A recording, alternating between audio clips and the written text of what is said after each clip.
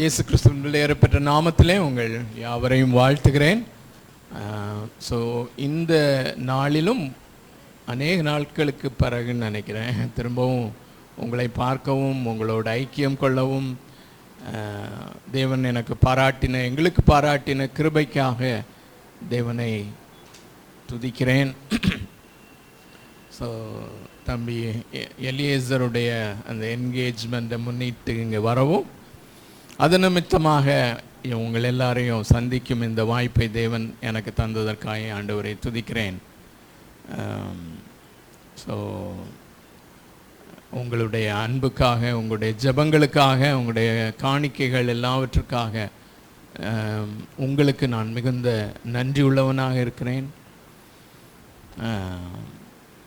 தொடர்ந்து இந்த அன்பிலே நிலைத்திருக்க தேவன் தாமே நமக்கு உதவி செய்வாராக.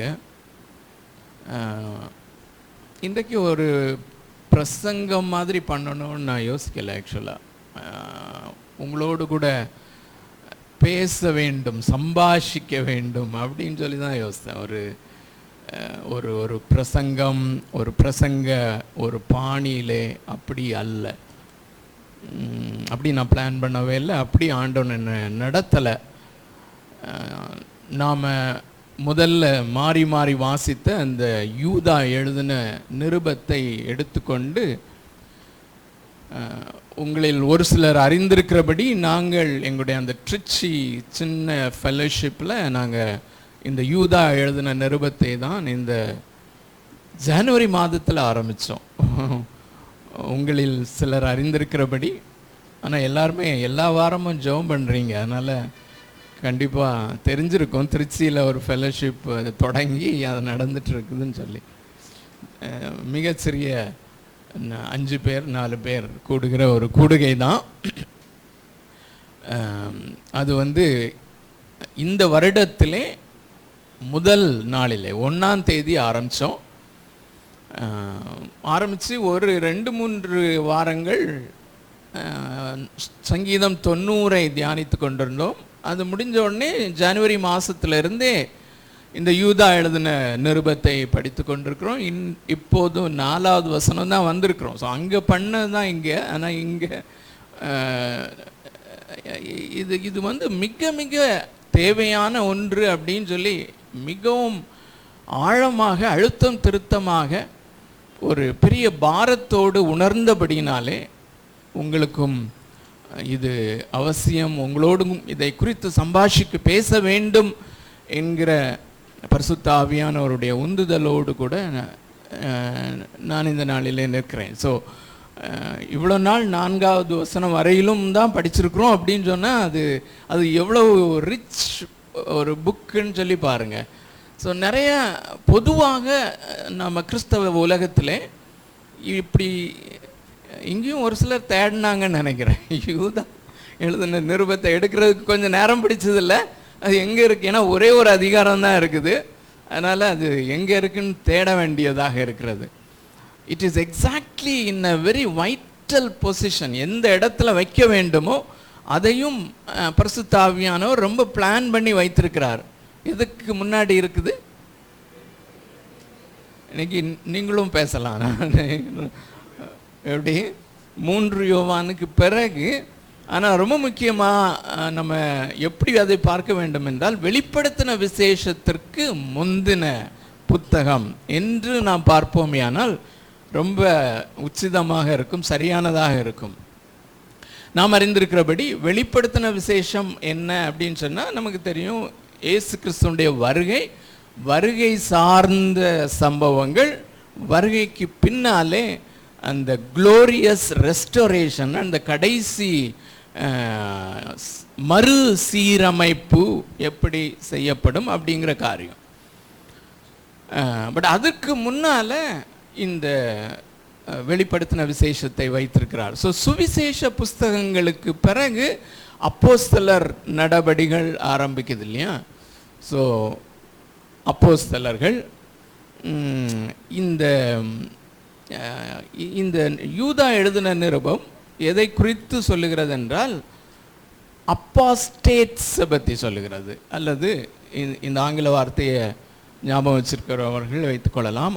மிக முக்கியமான வார்த்தை அப்பாஸ்டேட்ஸ், அல்லது தமிழில் மிக தெளிவாக அதை புரிந்து கொள்வோம். அது என்னன்னு சொல்லி விசுவாச துரோகம். ஸோ விசுவாச துரோகம் முந்தி நேரிட வேண்டும் என்று இயேசு கிறிஸ்துவனுடைய வருகைக்கு முன்பதாக விசுவாச துரோகம் ஏற்படும். முதல் முறையாக விசுவாச துரோகம் எங்கே ஏற்பட்டுச்சு அப்படின்னு சொல்ல முடியுமா? எல்லாருக்கும் ஆமாம், ஒரு சில ஆன்சர்ஸ் இங்கே கரெக்ட். அது என்னதுமா? ஆதாம் ஏவாள் ஏதேன். அது ரொம்ப முக்கியமான ஒரு காரியம். அருமையான தேவனுடைய பிள்ளைகளே, இந்த நாட்களில் நான் அந்த சண்டே ஸ்கூல் டீச்சர்ஸ் அவங்களோட பேசும்போது நானும் நிறைய காரியங்களை புதிதாக கற்றுக்கொள்கிறேன். ஸோ பிரபா சொன்னாங்க, அந்த ஆதியாகமம் 3வது அதிகாரத்தை படிக்க ஆரம்பித்ததுலேருந்து அதை விட்டு நான் இன்னும் வரலன்னு சொல்லி, நானும் அதே மாதிரி தான் வரல. ஸோ இது ரொம்ப முக்கியமானது அருமையான முறையில். நான் அடிக்கடி சொல்லுகிற அந்த மென்ஷன் பண்ணுகிற அந்த தேவ மனிதர் மார்ட்டின் லாய்ட் ஜோன்ஸ், அவர் அடிக்கடி சொல்லுகிற காரியம் இதுதான். நம்ம ஒரு கிறிஸ்தவ உபதேசத்தை குறித்து பேசும்போது அல்லது கிறிஸ்தவ விசுவாசத்தை குறித்து நாம் பேசும்போது ஏதேன் தோட்டத்திற்கு போகாமல் இருக்க முடியாது. ஆகையினாலே அந்த ஏதேன் தோட்டத்தில் தான் எல்லாம் ஆரம்பிச்சிருக்குது. ஸோ அது அதன் பின்னணியத்தில் தான் அருமையானவர்களே நாம் எல்லாத்தையுமே நம்ம பார்க்கணும். தம்பி ஃப்ரெடி சொன்ன காரியத்தை திரும்பியும் நான் முதலாவது இந்த ரீட்டரேட் பண்ண விரும்புகிறேன், திரும்ப கொண்டு வர விரும்புகிறேன்.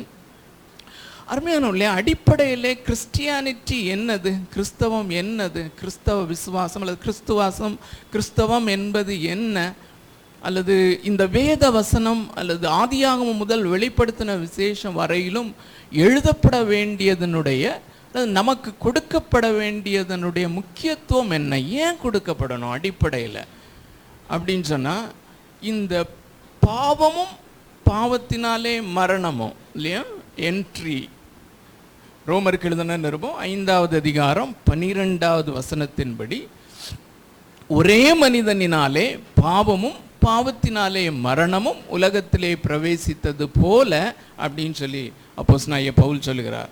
ஸோ அந்த ஒரே மனிதனினாலே பாவமும் அந்த பாவத்தினாலே மரணமும் இந்த உலகத்திலே எல்லா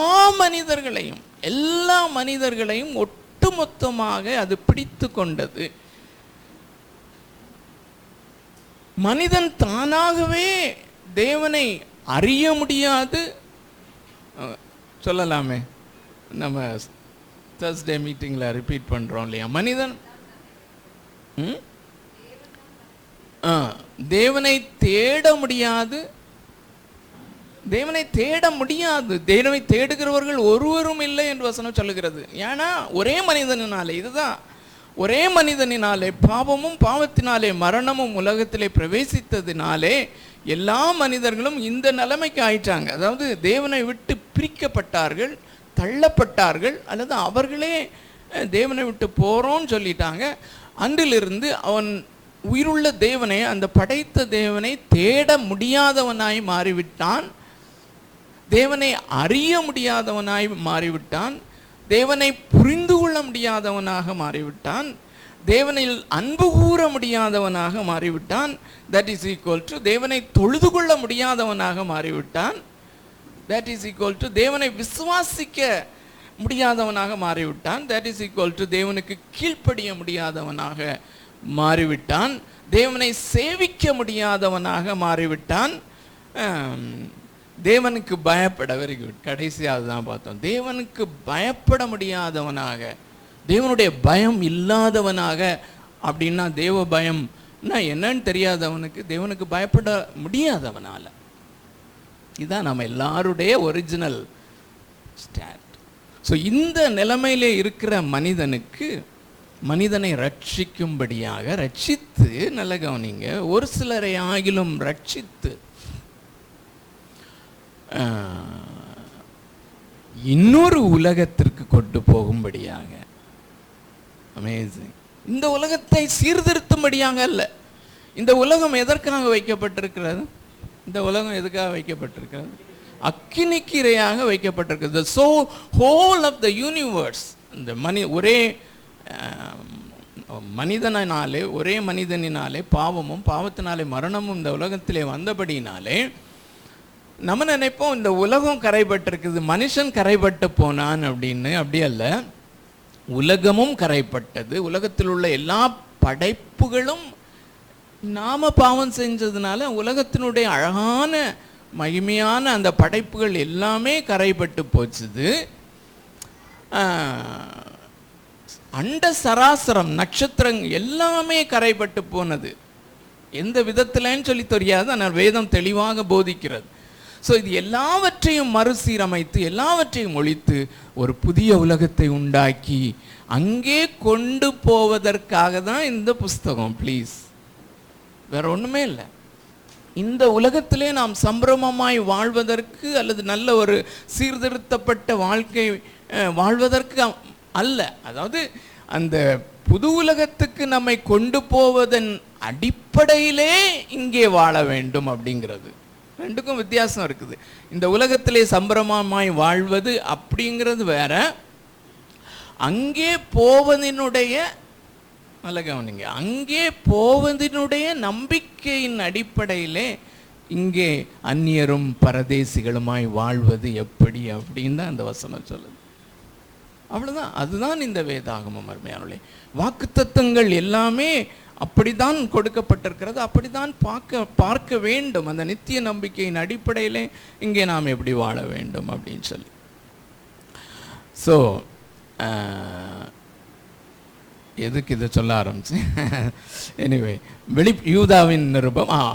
ஸோ முதல் முறையாக விசுவாச துரோகம் அங்கே நேரிட்டது. ஸோ அதுக்கு பிறகு இயேசு கிறிஸ்து வந்த பிறகு, அப்போஸ்தலர்கள் வந்த பிறகு, அந்த சுவிசேஷம் பிரசங்கிக்கப்பட்ட பிறகும் இது நல்லா கவனிங்க, இது எப்போ நடக்கிற காரியம்? இப்போ இது எப்போ எழுதப்படுகிறது? அப்போஸ்தலர்களுடைய காலத்திலே முதல் நூற்றாண்டிலேயே இந்த விசுவாச துரோகம் நடந்துருச்சு பாருங்க. ஆதாம் ஏவாளை ஆண்டவர் படைச்சு அந்த ஏதேன் தோட்டத்தில் ரொம்ப அழகாக மகிமையாக அவர் வச்சாரு. கிட்டத்தட்ட உடனே வந்துட்டான்னு தான் நினைக்கிறேன் சாத்தான். ஒரே ஒரு சின்ன விதையை, அந்த பொய் என்கிற விதையை அவன் மனுக்குலத்துக்குள்ளே விதைத்து அந்த ஒரு மனிதனை பாதித்து முழு உலகத்தையும் கெடுத்து விட்டான். அதே சாத்தான் இப்போ என்ன செய்கிறான்னா, அந்த முதல் நூற்றாண்டில் இந்த இயேசு கிறிஸ்து வந்து தன்னுடைய ஜீவனை கொடுத்து ரட்சிப்பை உண்டாக்கி திருச்சபை அப்போதான் மலருது. திருச்சபை முதல் நூற்றாண்டில் திருச்சபை எமர்ஜ் ஆகும்போது அதே சாத்தான்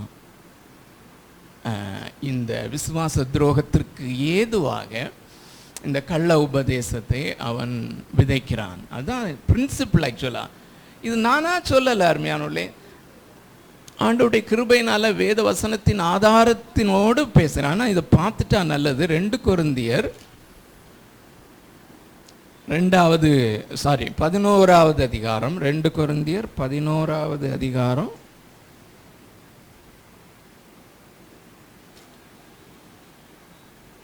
2வது வசனத்திலேருந்தே வாசிக்கலாம். 2வது வசனத்திலேருந்தே வாசிக்கலாம். எல்லாருமே உங்க வேதாகமத்தை திறந்து பாருங்க, தெளிவாக என்னோட பின்பற்றுங்க, என்னோடு கூட சிந்தனை செய்யுங்கள் தயவு கூர்ந்து. நான் ரொம்ப வேகமாக போக விரும்பலை. தம்பி வந்து நிறைய நேரத்தை எனக்கு கொடுத்துருக்காங்க, நிறைய நேரம் எடுக்க மாட்டேன் கண்டிப்பாக. எப்போவும் சொல்கிறது மாதிரி 1 மணி நேரம். ஸோ எனிவே, 2வது வசனம் வாசிப்போமா?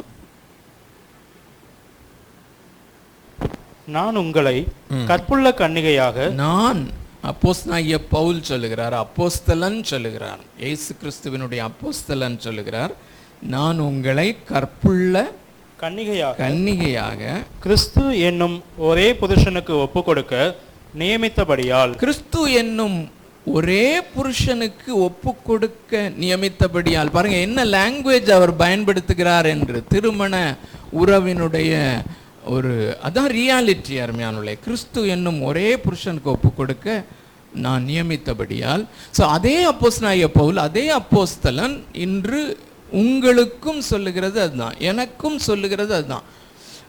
இந்த காரியத்தை நான் சொல்லுகிறதாவதுன்னு நான் சொல்ல முடியாது, அப்போஸ்தலன் தான் சொல்ல முடியும். இந்த வசனத்தை நாம் வாசிக்கும் போது பரிசுத்த ஆவியினாலே அல்லது இயேசுவினாலே அப்போஸ்தலனாகிய பவுல் உங்களை, என்னை இதே காரியத்திற்கு கிறிஸ்து என்னும் ஒரே புருஷருக்கு ஒப்பு கொடுத்தார். உங்களுக்காக கொடுத்தபடியால் உங்களுக்காக தேவ வைராக்கியம் கொண்டிருக்கிறேன். தேவ வைராக்கியமான வைராக்கியம் கொண்டிருக்கிறேன். ஆகிலும் சர்ப்பமானது தன்னுடைய தந்திரத்தினாலே, பாருங்க இங்கே அதே காரியத்தை மேற்கோள் காட்டுகிறது. ரொம்ப ஆச்சரியமான காரியம். சர்ப்பமானது தன்னுடைய தந்திரத்தினாலே விதின் கோட் தந்திரத்தினாலே ஏவாளை வஞ்சித்தது போல உங்கள்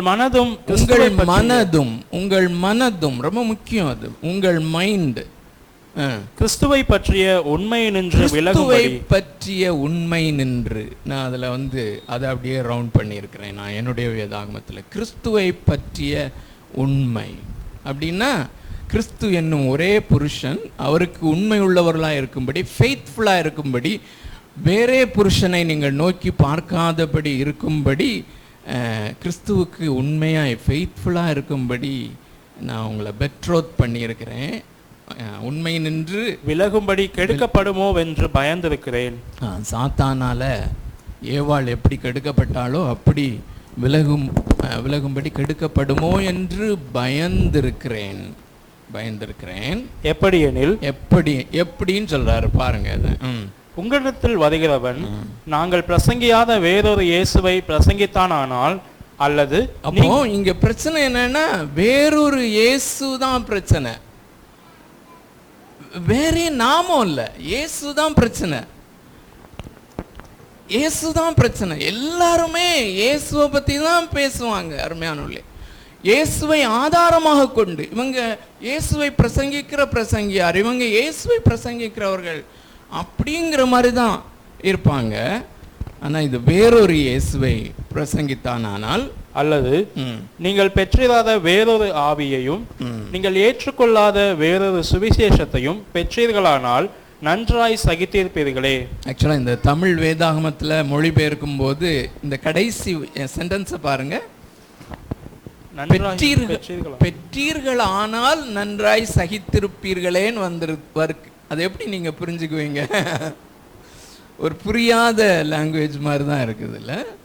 ஸோ இது அந்த உங்களுக்கு கொடுக்கப்பட்டிருக்கிற அந்த சின்ன புத்தகத்தினுடைய இன்ட்ரோடக்ஷன் யாரும் நீங்கள் எத்தனை பேர் படிச்சிங்கன்னு தெரியல. படித்தவங்களுக்கு அதில் நான் ரோமன் கத்தோலிக்க வேர்ஷனும் அதில் கொடுத்துருப்பேன், இங்கிலீஷ் பைபிளில் உள்ள சில வேர்ஷனும் கொடுத்துருப்பேன். அதில் சந்தேகம் மாதிரி இங்கே எழுதியிருக்கு இல்லையா தமிழில், அதாவது கொரிந்திய திருச்சபையார் வேறொரு இயேசுவை அவர்கள் பின்பற்றி இருப்பார்களோ அப்படிங்கிற மாதிரி அவர் சந்தேகப்படுற மாதிரி இருக்குது இல்லையா? ஆனால் அப்படி இல்லை. ஆக்சுவலாக வேறொரு இயேசுவை நீங்கள் ஏற்றுக்கொண்டிருக்கிறீர்கள் அப்படின்னு சொல்கிறாரு. அதனால்தான் அவ்வளோ வைராக்கியமாக he means when he write. என்னால் பார்க்க முடியுது அப்போஸ்தலனாகிய பவுலுடைய அந்த ப்ளீடிங் ஹார்ட். ஏன்னா நிறைய வசனங்களின் ஆதாரத்தில் நான் ஒன்றும் பார்க்கல. இதில் நீங்கள் ரவுண்ட் பண்ண வேண்டியது உங்களுடைய வேதாகமங்களை மார்க் பண்ணுறவங்களா நீங்கள் இருந்தீங்கன்னு சொன்னால், வேறொரு இயேசு, அடுத்தது என்ன வருது? வேறொரு ஆவி, வேறொரு சுவிசேஷம். இந்த மூன்றும் ஒன்றோடு ஒன்று தொடர்புடையது. அருமையானவர்களே, வேறொரு சுவிசேஷம் தான் அது பேசிக். இன்னொரு சுவிசேஷம் அது இன்னொரு இயேசுவினிடத்தில் வழிநடத்துகிறது, இன்னொரு ஆவி அதில் அட்டாச்சாக இருக்குது அப்படிங்கிறது. ஸோ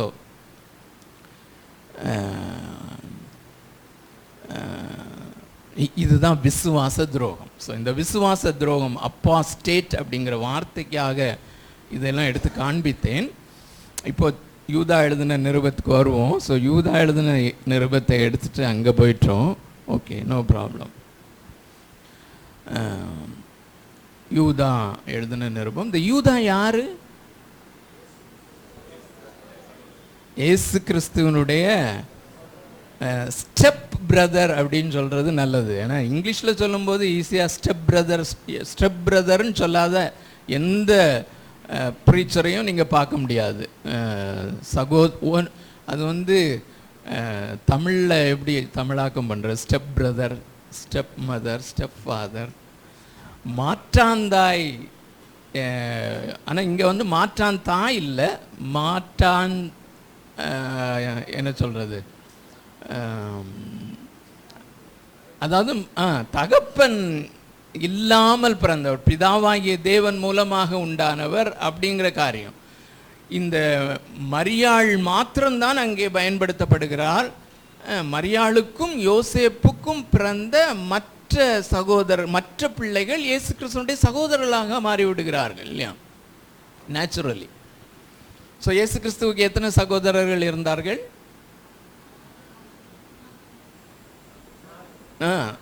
4 சகோதரர்கள், குறைந்தபட்சம் 2 சகோதரிகள் இருந்தார்கள். 6 பேர் குறைந்தபட்சம். ஏன்னா அவர்களில் சில சகோதரிகளும் நம்மிடத்தில் இருக்கிறார்களே அப்படின்னு சொல்லி. ஸோ சில சகோதரிகள்னு சொன்னால் 1க்கு மேற்பட்டவர்கள், 2ஆக இருக்கலாம், அதுக்கு மேலே இருக்க வாய்ப்பு இருக்காது மோஸ்ட்லி. ஸோ இதில் வந்து யாக்கோபு, இவங்க யாருமே விசுவாசிக்கலைன்னு சொல்லி நமக்கு தெரியும்ல. இவங்க யாருமே இயேசு உயிரோடு இருக்கும்போது இயேசுவை அவர்கள் சகோதரர்களாக இருந்தாலும் அவரை விசுவாசிக்கவில்லை. ஆனால் இயேசு கிறிஸ்துவனுடைய உயிர்த்தெழுதலுக்கு பிறகு அவர்கள் நிருபத்தை எழுதுகிற விதத்திலே அளவிலே அவங்க திருச்சபையிலே திருச்சபையினுடைய தூண்களாக இருந்தார்கள், திருச்சபையினுடைய தலைவர்களாக இருந்தார்கள். இன்னொன்று யாரு? இன்னொருத்தர் யாக்கோபு. ஸோ இந்த இடத்துல வந்து இயேசு கிறிஸ்துவனுடைய சகோதரன் அப்படின்னு சொல்லி யூதா தன்னை அறிமுகப்படுத்தலை. அது ரொம்ப முக்கியமான காரியம். யாக்கோபுடைய சகோதரன் அப்படின்னு சொல்லி தான் அவர் இன்ட்ரடியூஸ் பண்ணுகிறார் இல்லையா. சரி, அது நமக்கு விஷயம் அல்ல. இது அவருடைய தாழ்மையை காண்பிக்கிறது. இப்போ வந்து 3வது வசனத்தையும் 4வது வசனத்தையும் மாத்திரம் நம்ம எடுத்துக்கொள்ளலாம், வாசிக்கலாம். நம்ம பிரியமானவர்களே, பொதுவான ரட்சிப்பை குறித்து உங்களுக்கு எழுதும்படி நான் மிகவும் கருத்துள்ளவனாயிருக்கையில், பரிசுத்தவான்களுக்கு ஒரு விசை ஒப்புக் கொடுக்கப்பட்ட விசுவாசத்திற்காக நீங்கள் தைரியமாய் போராட வேண்டும் என்று உங்களுக்கு எழுதி உணர்த்துவது எனக்கு அவசியமாய் கண்டது. ஏனெனில் நமது தேவனுடைய கிருபையை காம விகாரத்துக்கு ஏதுவாக புரட்டி ஒன்றான ஆண்டவராகிய தேவனையும் நம்முடைய கர்த்தராகிய இயேசு கிறிஸ்துவையும் மறுதலிக்கிற பக்தியற்றவர்களாகிய சிலர் பக்க வழியாய் நுழைந்திருக்கிறார்கள். அவர்கள் இந்த ஆக்கினைக்குள்ளாவார்கள் என்று பூர்வத்திலே எழுதியிருக்கிறது. ஸோ இவர் எதை குறித்து பரிசுத்தவான்களுக்கு அல்லது விசுவாசிகளுக்கு எழுத தீர்மானித்து தனக்கு பெண்ணையும் பேப்பரையும் எடுக்கிறாரு? பொதுவான ரட்சிப்பை குறித்து. இன்னொரு காரியத்தை நாம் ஞாபகத்தில் கொண்டு வர வேண்டும் அருமையானவர்களே. நான் எந்த ஒரு பிரசங்கியார் வந்தாலும் புதிதாக ஒன்றை பேசுவதற்காக அல்லது புதிய ரெவலேஷன் அப்படின்லாம் நம்ம கேள்விப்படுவோம் இல்லையா. அப்படி ஒன்றை நாம் பேச வேண்டிய அவசியம் இல்லை, அது கிறிஸ்தவம் அல்ல. ஸோ பேசின காரியங்களை நினைப்பூட்டுதல் ஆகையினால இந்த ரட்சிப்பை குறித்து தான் எல்லா அப்போஸ்தலர்களும் எழுதினார்கள். ஸோ அதை குறித்து தான் யூதாவும் இன்னொரு ஆங்கிளில் அதை என்ஜாய் பண்ணி எழுதுறதற்கு முற்பட்டார். ரோமருக்கு எழுதின நிருபத்தில் நம்ம என்ன தான் படிக்கிறோம்? பேசிக்கலி இயேசு கிறிஸ்து உண்டாக்கின அந்த ரட்சிப்பை குறித்த விபரமான தெளிவான ஒரு டாக்டரினை தான் அங்கே நாம் பார்க்கிறோம். மிக தெளிவாக ரோமருக்கு எழுதின நிருபத்திலே, கலாத்தியருக்கு எழுதின நிருபமும், எல்லா நிருபங்களிலும். ஸோ அதே காரியத்தை யூதா தனது பாணியிலே அதை எழுதும்படி அவர் பெண்ணையும் பேப்பரையும் எடுக்கும்போது அவர் சொல்லுகிறார், நான் அந்த காரியத்தை எழுதாதபடி இன்னொரு காரியத்தை எழுத வேண்டியது ரொம்ப எனக்கு அவசியமாய்ப்பட்டது அப்படின்னு சொல்லி அதை எழுதுகிறார். அது என்னது? அந்த அந்த முழு சொற்றொடரையும் நீங்க வாசித்து சொல்லுங்க. உங்க பைபிள்ல இருந்தே அதை காணாம நீங்க ஞாபகத்தில் வச்சிருக்கிறது நல்லது. பரிசுத்தவான்களுக்கு ஒரு விசை ஒப்பு கொடுக்கப்பட்ட விசுவாசத்திற்காக நீங்கள் தைரியமாய் போராட வேண்டும். அது முழுசும் ஒரே சொற்றொடர், ஒரே ஃப்ரேஸ். ஸோ இது ஊழியக்காரர்களுக்கு கொடுக்கப்பட்ட கட்டளை அல்ல. தைரியமாய் போராட வேண்டும் அப்படின்னோடனே போராட்டம்னா நிச்சயமாக ஃபிசிக்கலான போராட்டத்தை அவர் சொல்லலைங்கிறது எல்லாருக்குமே புரியும். ஆனால் இது ஊழியக்காரர்களுக்கு கொடுத்த மாதிரி அப்படி தோணி, அப்படி ஒருவேளை அதனால இதை ரொம்ப முக்கியத்துவப்படுத்தாமல் கூட விட்டுருக்கலாம். அப்படி அல்ல அருமையானவர்களே, விசுவாசிகளுக்கு எழுதுகிறார். அந்த நாட்களிலே இருந்த விசுவாசிகளுக்கு எழுதுகிறார். இப்போ விசுவாசம் அப்படிங்கிற வார்த்தையை நம்ம கேட்ட உடனே நம்ம என்ன யோசிப்போம்னு சொன்னால், ஒவ்வொரு தனிப்பட்ட ஒரு நபர் இயேசு எனக்கு இதை செய்வார் அதை செய்வார் அப்படின்னு விசுவாசிக்கிறதை குறித்து எழுதுகிறார் என்று. அந்த அர்த்தத்தில் இங்கே போட்டு பாருங்க, ஃபிட்டே ஆகாது. நல்லா கவனிங்க, அவர் எதை குறித்து பேசுகிறார் என்றால், இப்போ ஒரே பிரசங்கத்தில் அநேக வேத வாக்கியங்களை ஆதாரமாக நான் எடுத்து அதை ப்ரூவ் பண்ண முடியாது. நல்ல கவனிங்க, அவர் எதை குறித்து இங்கே பேசுகிறார் என்றால், த செட் ஆஃப் டாக்ட்ரின், அல்லது உங்களையும் என்னையும் அல்லது மனிதனை ரட்சிக்கக்கூடிய உபதேசங்கள், ஒட்டுமொத்த வைட்டலான தேவையான மிக அவசியமான அந்த போதனைகள். ஸோ இந்த போதனைகள் இருந்தால்தான் கிறிஸ்தவம் போதிக்கிற இந்த ரட்சிப்பு, அப்போஸ்தலர்கள் பேசுகிற இந்த ரட்சிப்பு, இல்லையானால் ரட்சிப்பு இல்லை அப்படிங்கிற அந்த அடிப்படையான விசுவாச கோட்பாடுகள். நம்ம இங்கே இந்த விசுவாச அறிக்கை சொல்கிறதில்ல. நீங்கள் மெயின்லைன் சர்ச்சஸில் போனீங்கன்னு சொன்னால் விசுவாச அறிக்கை, நான் கிறிஸ்தவ விசுவாசியாக நான் இதை தான் விசுவாசிக்கிறேன் என்று வாரம் அறிக்கை எடுக்கிறார்கள். அது எப்போலேருந்து வந்ததுன்னா முதல் நூற்றாண்டிலிருந்தே அது தொடர்கிறது. ரொம்ப முக்கியம் அப்படின்னு சொல்லி அப்போஸ்தலர்கள் கருதினார்கள் முதல் நூற்றாண்டிலேயே. இதனுடைய முக்கியத்துவம் உங்களுக்கு புரிஞ்சிச்சா? இப்போ அவங்க பேசின இந்த முதல், இப்போ நம்ம இங்கே கூடியிருக்கிறோம் இல்லையா, இப்போ நம்ம 21வது நூற்றாண்டில் நம்ம கூடியிருக்கிறோம், சென்னையில் நம்ம கூடியிருக்கிறோம் ஒரு சிறிய கூடுகையாக விசுவாசிகளாக. ஸோ இதே மாதிரி எபேசு சபையில் ஒரு கூடுகை இருந்தது. ஸோ அந்த எபேசு சபையினுடைய அந்த சர்ச் எப்படி நடந்ததோ அதே மாதிரி தான் இப்போ நடக்குதா? அது வேணுமா? அது முக்கியமா? இல்லை எப்படி வேணாலும் நடக்கலாமா? அதுதான் இங்கே சொல்கிறாரு. ஸோ இந்த அந்த விசுவாசம் அல்லது அந்த விசுவாசத்தினுடைய அந்த கொள்கைகள் ஒரே விதமாக பயன்படுத்தப்பட வேண்டும், ஒரே விதமாக அது பாவிக்கப்பட வேண்டும் அப்படிங்கிறத குறித்து தான் இங்கே பேசுகிறார். ஸோ அப்படின்னா அந்த நாட்களிலேயே அந்த கள்ள உபதேசம் அல்லது தேவையற்ற அல்ல ரட்சிக்காத விசுவாசம் அல்லது ரட்சிக்காத போதனைகள் திருச்சபைக்கு உள்ள வந்துட்டதுனால அப்போதிலிருந்தே இதை குறித்து ஜாக்கிரதையாக இருக்க வேண்டும் என்று அவர் போதிக்க தொடங்குகிறார். ஸோ இந்த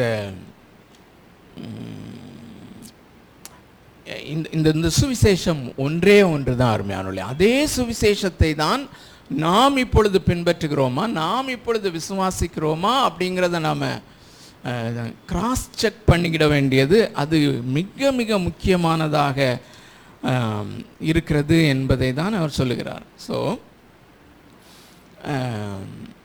இந்த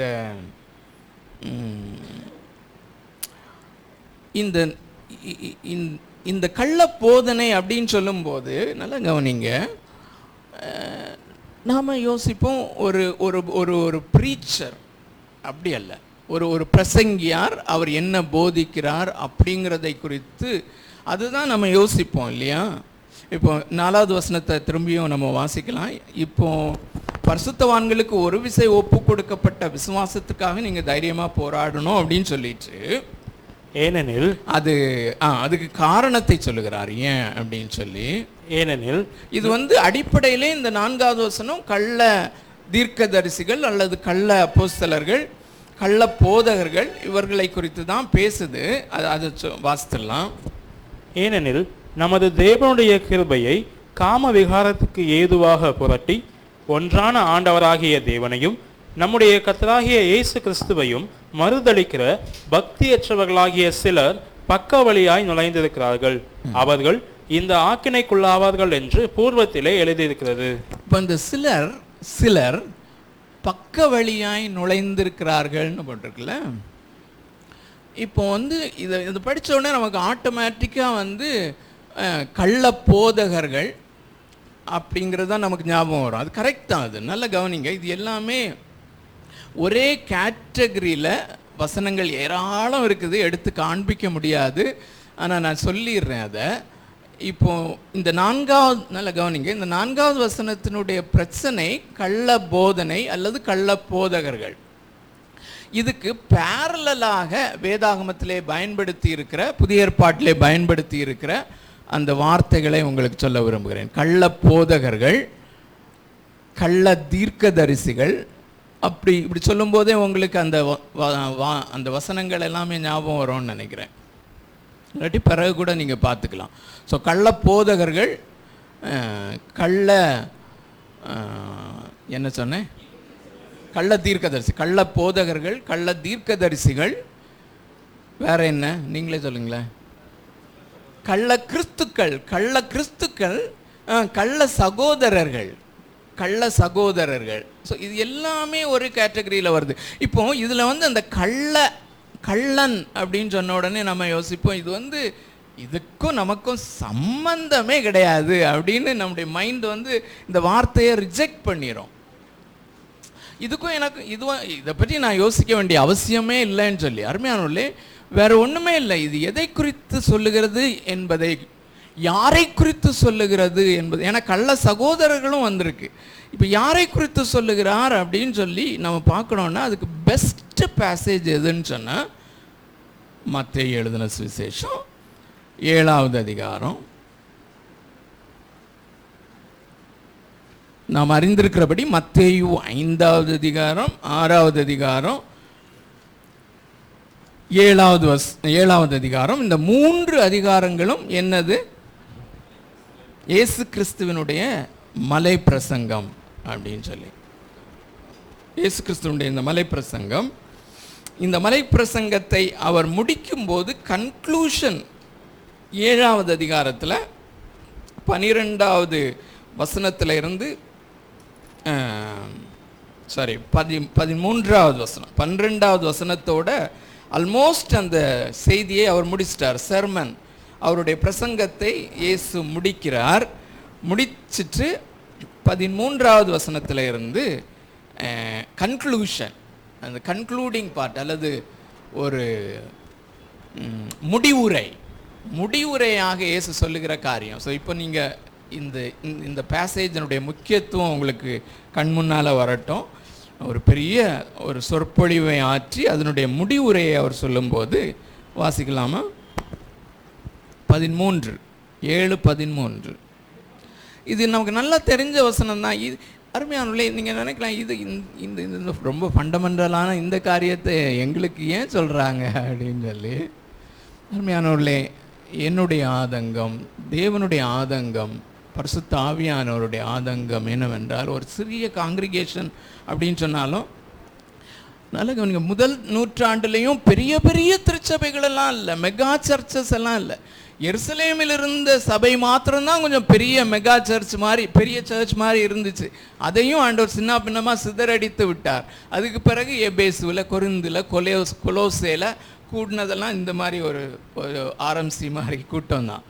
அதில் ஒருவராயிலும் விடப்பட்டு போயிடக்கூடாது அப்படிங்கிறதுல மிக மிக ஆதங்கமுடையவராக பரிசுத்த ஆவியானவர் இருக்கிறார். ஆகையினாலே நானும் ஆதங்கமுடையவனாக இருக்கிறேன். இதில் ஒருத்தராயிலும் விடப்பட்டு வெட்கப்பட்டு போய்விடக்கூடாது அப்படிங்கிற காரியம். ஏன்னா இந்த காரியத்தை குறித்து தெளிவாக அல்லது பகிரங்கமாக யாருமே இதை அட்ரஸ் பண்ணுறது இல்லை அப்படிங்கிறத ஐ திங்க் தம்பி ஃப்ரெடியும் முதல்ல சொன்னாங்க. திடீரென்று நம்முடைய மரணம் வருமானால், நான் முதல்ல சொன்ன இன்ட்ரோடக்ஷன் அதுக்காக தான். அடிப்படையிலே இந்த வேதாகமம் எதற்காக எழுதி கொடுக்கப்பட்டிருக்கிறது என்றால், அடுத்த வாழ்க்கை அது முடிவு பெறாத வாழ்க்கையாக இருக்கிறபடினாலே அதை ஒருவரும் இழந்து போகக்கூடாது, அதை விட்டுறக்கூடாது, அதில் பார்ட்டிசிபென்ஸாக இருக்கணும் அப்படிங்கிற அந்த காரியம்தான். அது எப்போ வேணாலும் நடக்கலாம். மரணம் எப்போ வேணாலும் நடக்கலாம். நேற்று தான் நம்ம ஒன்று சந்திச்சிருக்கிறோம். ஸோ அல்லது இயேசு கிறிஸ்துவோட வருகை எப்போ வேணாலும் இருக்கலாம். இதற்கு நான் ஆயத்தமாக இருக்கிறேன்னா, அஷ்யூர்டாக நான் நிச்சயமாக மரித்தால், இப்போ நல்லா கவனிங்க, பெரிய பெரிய ஊழியக்காரங்களாம் மறிக்கிறாங்க.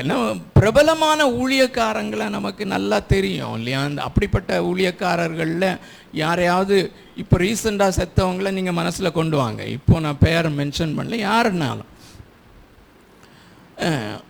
மறிக்கும்போது 100% 100% எல்லாருமே அவர் செய்த அந்த கிரியைகளை தான், இங்கே செய்த காரியங்களை சொல்லுவாங்க. ரொம்ப புகழ்ந்து அஸ்யூமிங் தட் வேற எங்கே இவர் போலன்னா வேற யார் பரலோகத்துக்கு போவாங்க அப்படிங்கிற மாதிரி பாணியில் எல்லாருமே பேசி முடிச்சிருவாங்க, அடக்க முடிஞ்ச.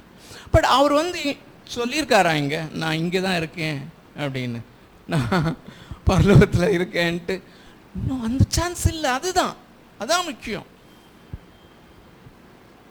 அப்போ எதை வச்சு நாம் அஷ்யூர்டாக இருப்போம்?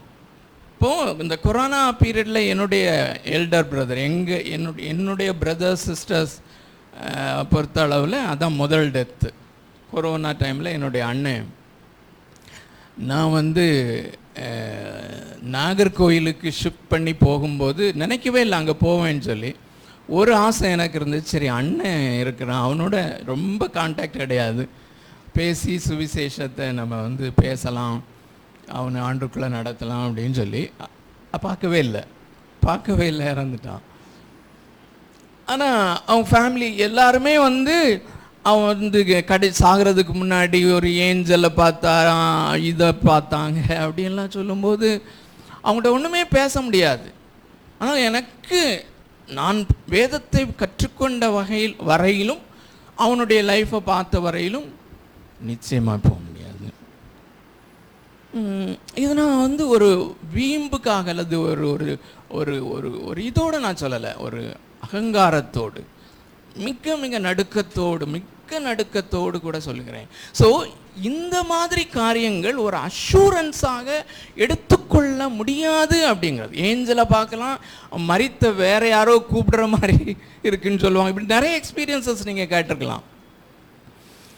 சாகிறதுக்கு முன்னாடி அவங்க எப்போ சாவோன்னு கூட சொன்னாங்க அவங்க அப்படின்னு சொல்லுவாங்க சில பேர்.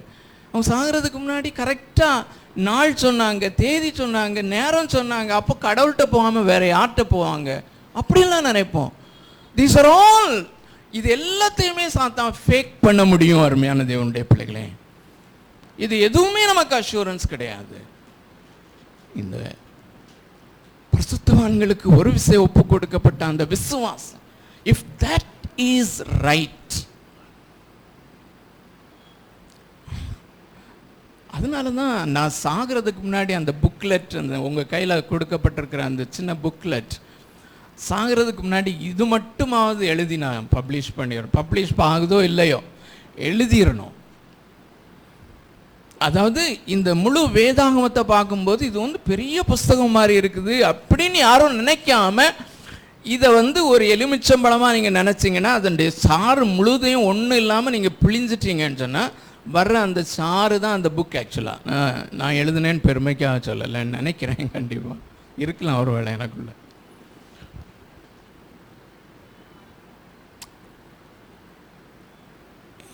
ஏனென்றால் 50-60 ஆண்டுகளாக எனக்குள்ளே இருந்த ஆதங்கம், இந்த சரியான துல்லியமான அந்த சுவிசேஷம் பியூரா, இதை விசுவாசித்தால் நிச்சயமாக அந்த அங்கே நான் போவோம் அப்படிங்கிற அந்த உறுதி உண்டாகக்கூடிய. ஸோ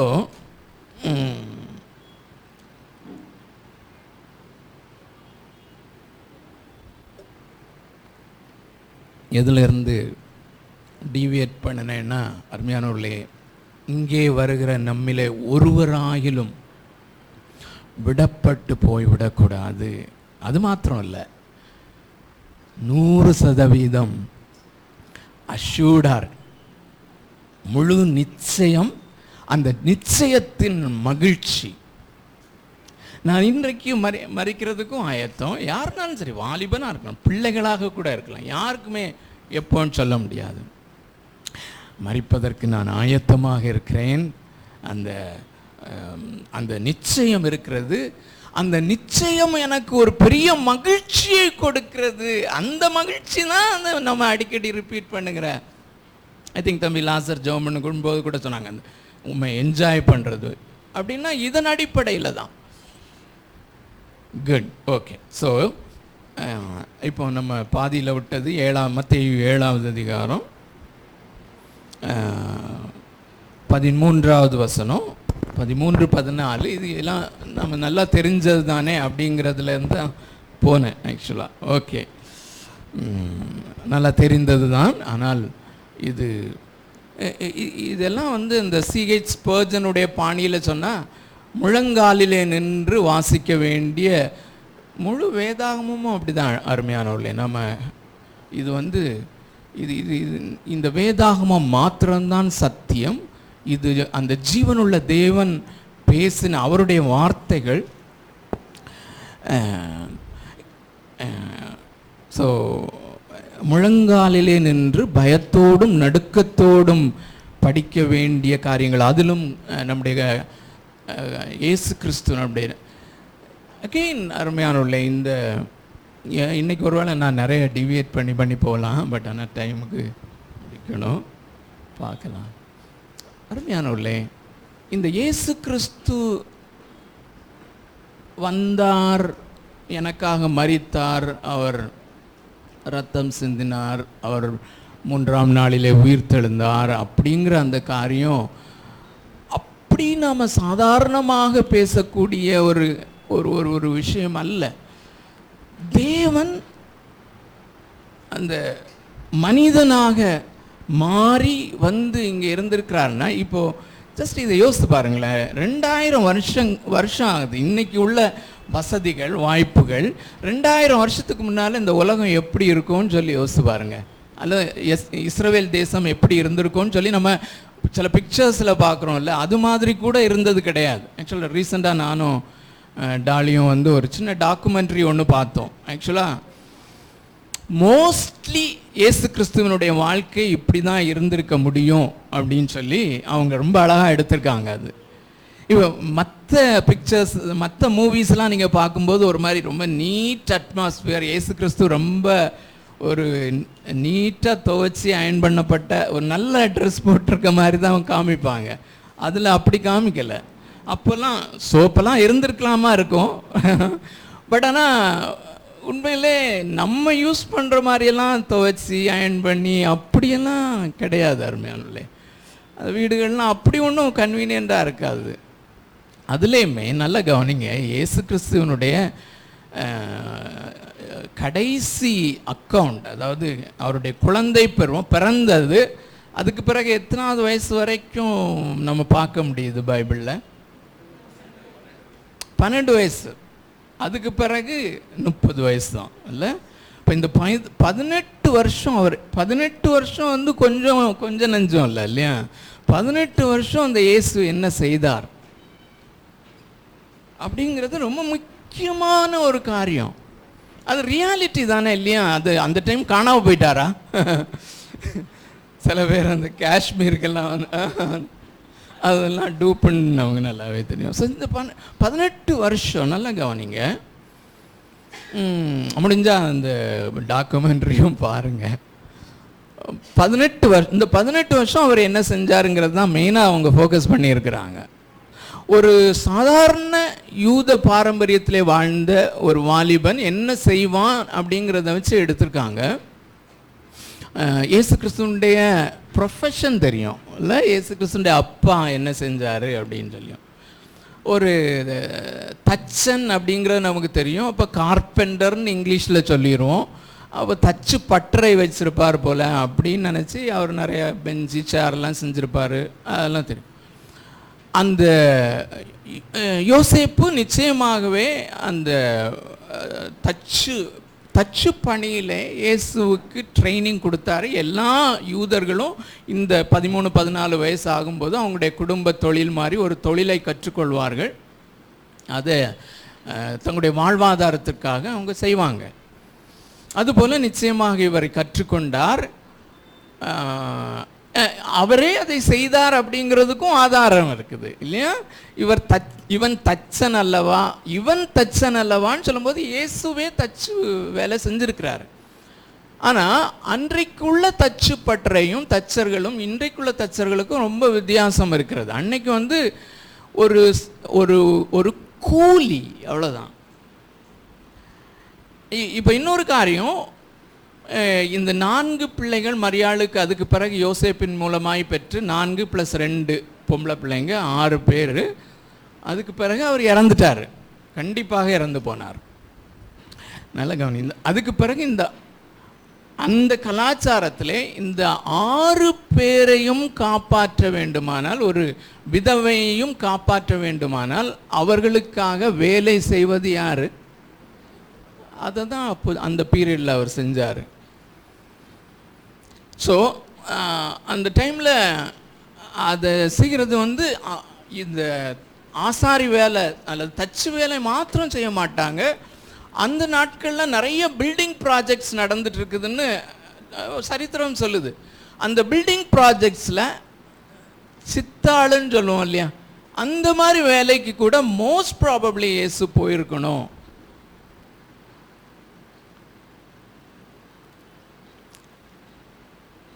அப்படின்னா அன்னைக்கு இருந்த ஒரு கூலியாள், ஒரு ஒரு ஒரு சித்தாளாக போகிறவன் அல்லது கொத்தனாராக போனால் கூட அவங்களுடைய கைகள் கால்கள் எல்லாம் எப்படி வேலை செய்து, இதுக்கு இமோஷ்னல் ஆகாமல் இருக்க முடியாது ஆக்சுவலாக இல்லை. ஸோ அதான் லிட்ரலாக அப்படி தான் இருந்துச்சு. நாம் அப்படி இந்த மூவிஸில் அவங்க காட்டுறதில்ல இல்லையா. பட் ஆனால் அப்படி ஒரு ஒரு கூலிக்காரனாக தேவகுமாரன் அல்ல, தேவனுடைய ஒரே பேரான குமாரன், இவர் என்னுடைய நேசகுமாரன், இவர் என்னுடைய நேசகுமாரன் சொல்லி நம்மளெல்லாம் பார்த்து அவர் சொல்ல முடியாது. அவருக்குள் இருந்தால் நம்மளை சொல்லலாம், அப்படிதான் சொல்லுகிறாரே ஒழிய மற்றபடி பாவிகளாகிய நம்மை அவர் நேசிக்க முடியாது. Beyond that level. ஆனால் நித்தியமாக அவருக்கு ப்ளீஸிங்காக இருந்த அவருடைய ஒரே பேரான குமாரன் இந்த பாடுகள்லாம் படும்போது பிதாவாகிய தேவன் என்ன செய்து கொண்டிருந்தார்?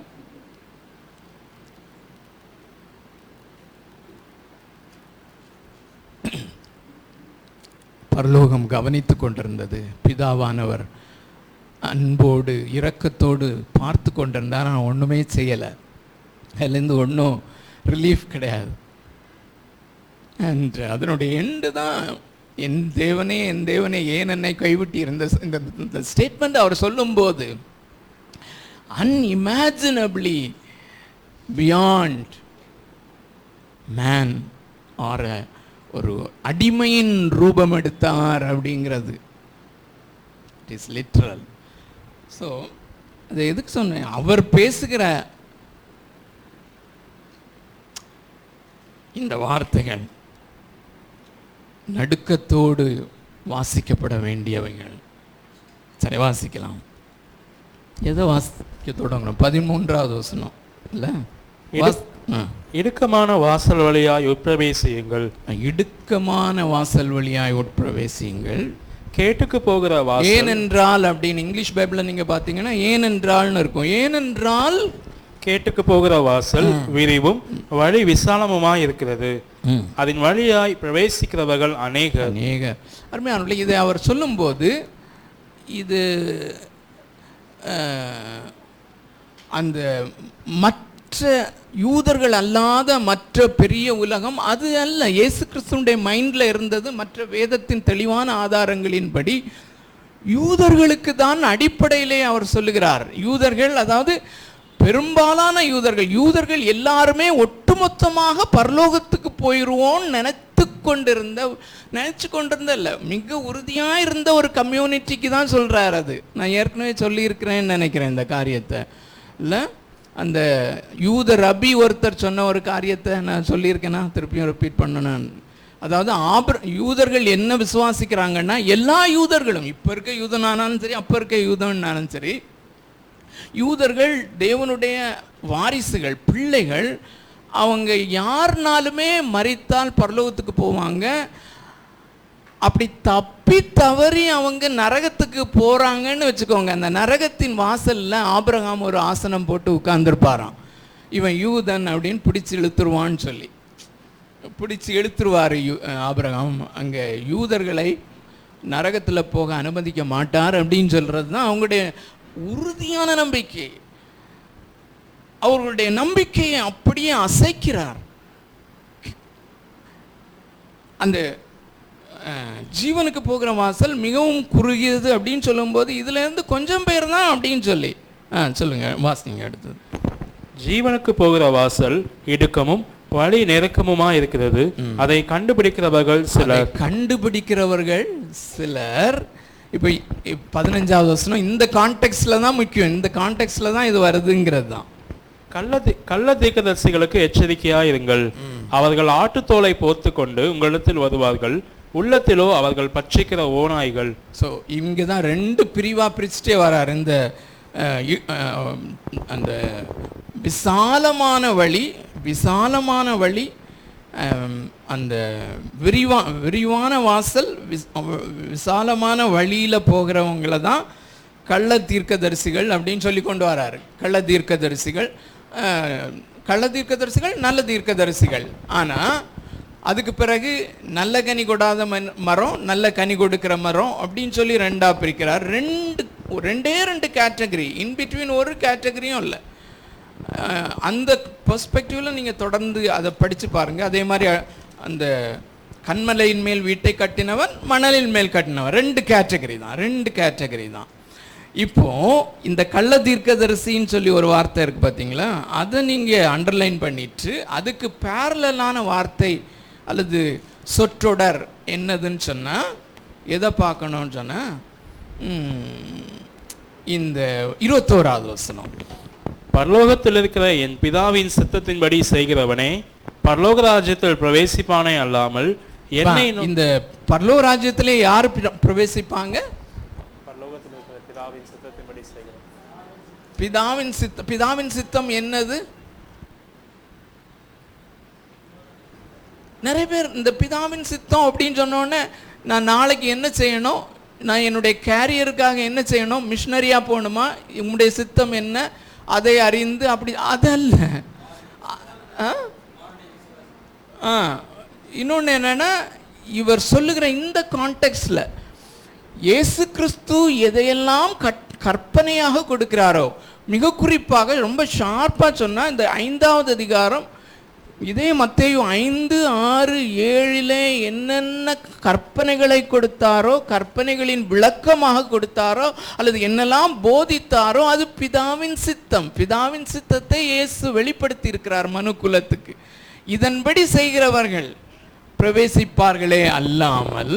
அடுத்தது, என்னை நோக்கி கர்த்தாவே கர்த்தாவே என்று சொல்லுகிறவன் அதில் பிரவேசிப்பதில்லை. கர்த்தாவே என்று சொல்லுகிறவன்.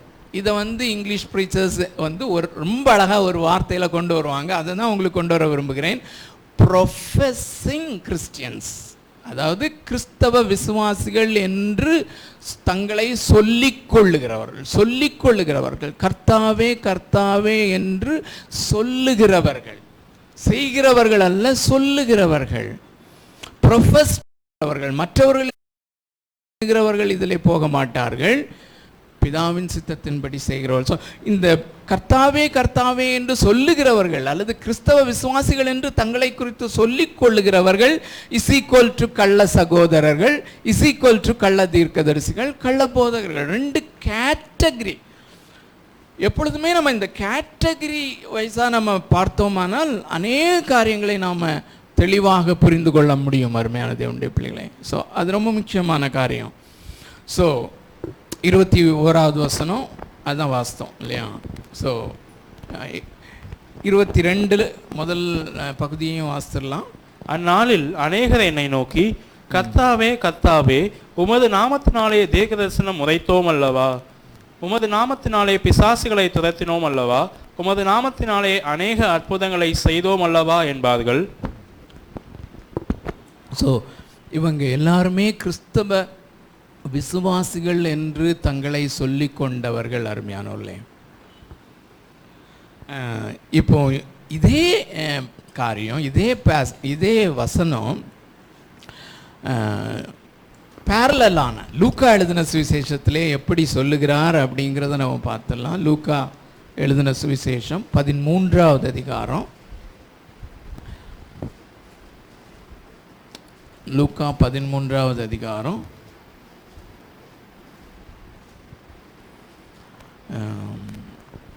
23வது வசனம். அப்பொழுது 13 எல்லாரும் எடுத்தாச்சா? அப்பொழுது ஒருவன் அவரை நோக்கி, ஆண்டவரே ஆண்டவரே, ரட்சிக்கப்படுகிறவர்கள் சில பேர் தானோ என்று கேட்டான். இது வந்து இங்கிலீஷ் பைபிள்ல இன்னைக்கு காலைல தான் பார்த்தேன். அதை those who are going to be saved, கடைசி நாளிலே ரட்சிக்கப்படுகிறவர்கள் சில பேர் தானோ ஆண்டவரே. இது வந்து யூதனாக நான் முதல்ல சொன்ன அந்த கான்டெக்ஸ்ட்ல நீங்க பார்த்தா தான் இது புரியும். யூதர்கள் ஒட்டுமொத்தமாக நாங்கள் பரலோகத்துக்கு போகிறவங்க நினச்சிட்டு இருக்கும்போது இயேசு அவங்களுடைய நம்பிக்கையை அசைக்கிறாருன்னு நான் சொன்னதுக்கு காரணம் இதுதான். ஸோ இது என்ன இப்படி சொல்கிறாரு? நம்ம எல்லாரும் தானே பரலோகத்துக்கு போவோம்னு நினச்சிட்டு இருந்தவங்களுக்கு அதுக்கு முன்னாடி நீங்கள் பார்த்தீங்கன்னா பரலோக ராஜ்யம் கடுகு விதைக்கு சமானமாக இருக்கிறது, அது புளித்த மாவு கோப்பாக இருக்கிறது, அப்படியெல்லாம் சொல்லிட்டு வரும்போது தான் இவனுக்கு சந்தேகம் வந்துருச்சு. இது என்னது கடுகு விதை புளித்த மாவு இப்படி சொல்கிறாரே? கிங்டம் விதின் த கிங்டம், தேவனுடைய ராஜ்யத்திற்குள்ளே ஒரு சின்ன தேவனுடைய ராஜ்யத்தை குறித்து இவர் வெளிப்படுத்தி கொண்டிருக்கிறார். இதே தான் அருமையானவர்களே, நான் சொல்றதுக்காக சொல்ல. திருச்சபை என்பது ஒரு விசிபிள் சர்ச், இன்விசிபிள் சர்ச்னு சொல்லுவாங்க. அந்த விசிபிளாக தெரிகிற திருச்சபை, அதில் எல்லாருமே நம்ம கிறிஸ்தவங்களாக தான் நாங்கள் இருக்கிறோம், கிறிஸ்தவ விசுவாசிகளாக இருக்கிறோம். அதை பண்ணுறோம், எதை பண்ணுறோம்? தீர்க்க தரிசனம் உரைக்கிறோம், அற்புதங்களை செய்கிறோம், அடையாளங்களை செய்கிறோம். கண்டிப்பாக அங்கே தான் போயிட்டுருக்குறோம் அப்படின்ட்டு நினைக்கிற அந்த விசிபிள் சர்ச்சுக்குள்ள ஒரு சிறிய சர்ச்சை குறித்து ஆண்டவர் பேசி கொண்டிருக்கிறார். ஸோ அப்போ தான் இவனு வந்து சில பேர் தானா அப்படின்னு கேட்கும்போது, சில பேர் இயேசு கிறிஸ்து சொல்கிற பதில் அதில் ரொம்ப வித்தியாசமாக இருக்கும்ல. சில பேரோ நிறைய பேரோ அதை பற்றி நீ கவலைப்படாத, நீ எச்சரிக்கையா இருங்கிற மாதிரி சொல்கிறாரு. வாசிக்கலாம் தொடர்ந்து. அதற்கு அவர், இடுக்கமான வாசல் வழியாய் உட்பிரவேசிக்க பிரயாசப்படுங்கள். அருமையானே, அப்போ இந்த ஒட்டுமொத்த உலகமும் தேவ கோபாக்கினாலே நரகத்துக்கு போகுது. அதுல இருந்து அவர் ஒரு சிலரை ரட்சிக்கிறாருன்னு சொல்லும் போது நல்ல கவனிங்க, இதை காட்டிலும் வேற எந்த காரியத்தை அறிந்து கொள்ள வேண்டும், வேற எந்த காரியத்தை மனுஷன் சீரியஸா எடுக்கணும்? யோசிச்சு பாருங்க. அதை தான் இயேசு சொல்றார், பிரயாசப்படுங்கள். அநேகர் உட்பிரவேசிக்க வகை தேடினாலும் ஒரு விதத்துல சொன்னா கிறிஸ்தவர்கள் ஒட்டுமொத்தமா எப்படியாவது போயிடணும்னு வகை தேடுகிறார்கள். ஒரு விதத்திலே வகை தேடுகினாலும் அவர்களாலே கூடாமல் போகும் என்று உங்களுக்கு சொல்கிறேன். அவளால கூடாமல் போகும். நம்ம பேக் ஆஃப் த மைண்ட்ல என்ன இருக்கும்? இயேசு தானே வருத்தப்பட்டு பாரம் சுமக்கிறவர்களே நீங்கள் எல்லாரும் வாருங்கள், எல்லாரையும் இன்க்ளூட் பண்றாரு. எல்லாரையும் அநேகர் வகை தேடினாலும் அவங்களால கூடாமல் போகும். இப்போ இந்த சிலர் அப்படிங்கிறது எவ்வளோ பேர்? அது ஒரு பெரிய திருச்சபையில் 1000 பேர் 2000 பேர் வர்ற திருச்சபையில் இந்த ஜெனரேஷனில் ஒருவேளை அது 2 பேராக இருந்தால், அல்லது இந்த ஜெனரேஷனில் அந்த சர்ச்சில் ஒருத்தருமே இல்லை அப்படின்னு சொன்னால் நாம் எங்கே இருப்போம்? அதை முடிவு பண்ணுகிற காரியம் என்ன? இயேசு சொல்லுவாரா, இது இது நீங்கள் இந்த திருச்சபை நீங்கள் கரெக்டாக விசுவாசிக்கிறீங்க, நீங்கள் கரெக்டாக அல்லது தனிப்பட்ட முறையில் அஃபர்ம் பண்ணுவாரா? அதாவது வெளிப்படையாக ஒரு அசரீரி சத்தம் அல்லது ஒரு ஒரு ஒரு அதுவும் கிடையாது, இல்லை ஒன்றுமே கிடையாது. யோசித்து பாருங்களேன், கொஞ்சம் 2000 வருஷம் ஆயிடுச்சு. ஸோ ஆதி திருச்சபை மக்கள் எதை ரட்சிப்பு என்று நினச்சி போயிட்டு இருந்தாங்களோ அதே பாதையில் தான் நான் போகிறேன்னா அந்த அந்த ஈக்குவாலிட்டி இருக்கிறதா? அருமையான, இது ரொம்ப ரொம்ப முக்கியமான ஒரு காரியம். இப்போ நம்ம யூதா எழுதின நிருபத்துக்கு வருவோம். இப்போ இன்னைக்கு இதை முடிக்க மாட்டார் போல அப்படின்னு யோசிக்கலாம். யூதா ஃபுல்லாக பண்ணாட்டாலும் பரவாயில்ல, உங்களுக்கு இன்ட்ரடக்ஷனை மாத்திரம் சொல்லிடலாம்.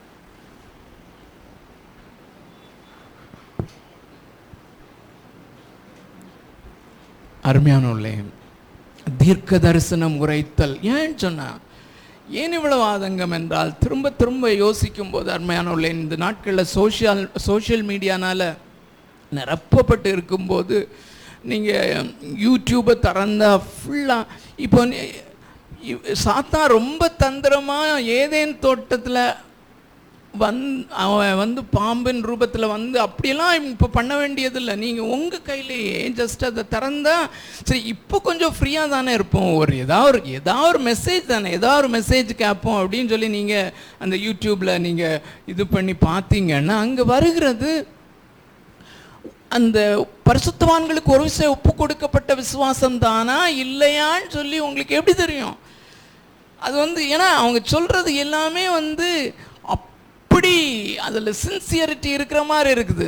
நான் நேற்று ஒரு சின்ன ஷார்ட்ஸ் ஒன்று பார்த்துட்டு இருக்கும்போது, இவங்க கள்ள தீர்க்கதரிசி அப்படிங்கிறது 100% அடித்து சொல்ல முடியும். ஆனால் அவங்க ஒரு சின்சியரான காரியத்தை சொல்கிறாங்க.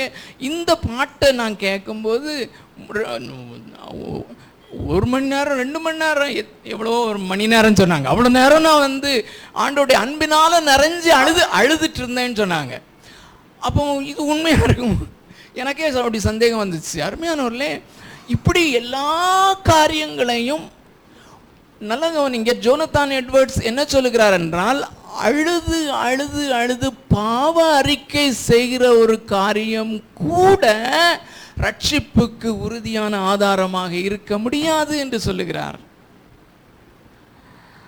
ஸோ நான் இவ்வளோ நேரம் அழுது நான் என்னுடைய பாவங்களை அறிக்கை செய்தேன், அது டிவியில் வர்ற மாதிரி இப்படியெல்லாம் கேள்விப்பட்டிருப்போம்ல, வந்துச்சு, நான் அன்னைக்கு அறிக்கை செய்தேன், அப்படி that can also be faked, அல்லது அதையும் கூட நம்ம நம்ப முடியாது.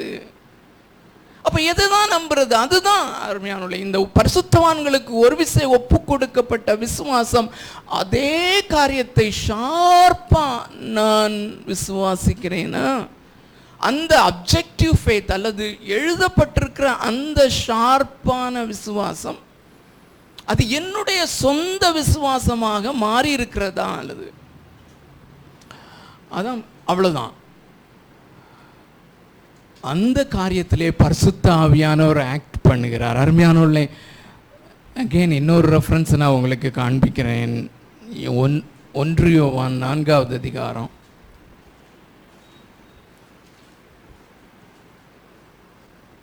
1 யோவான் 4வது அதிகாரம் 1-2 வசனங்கள்.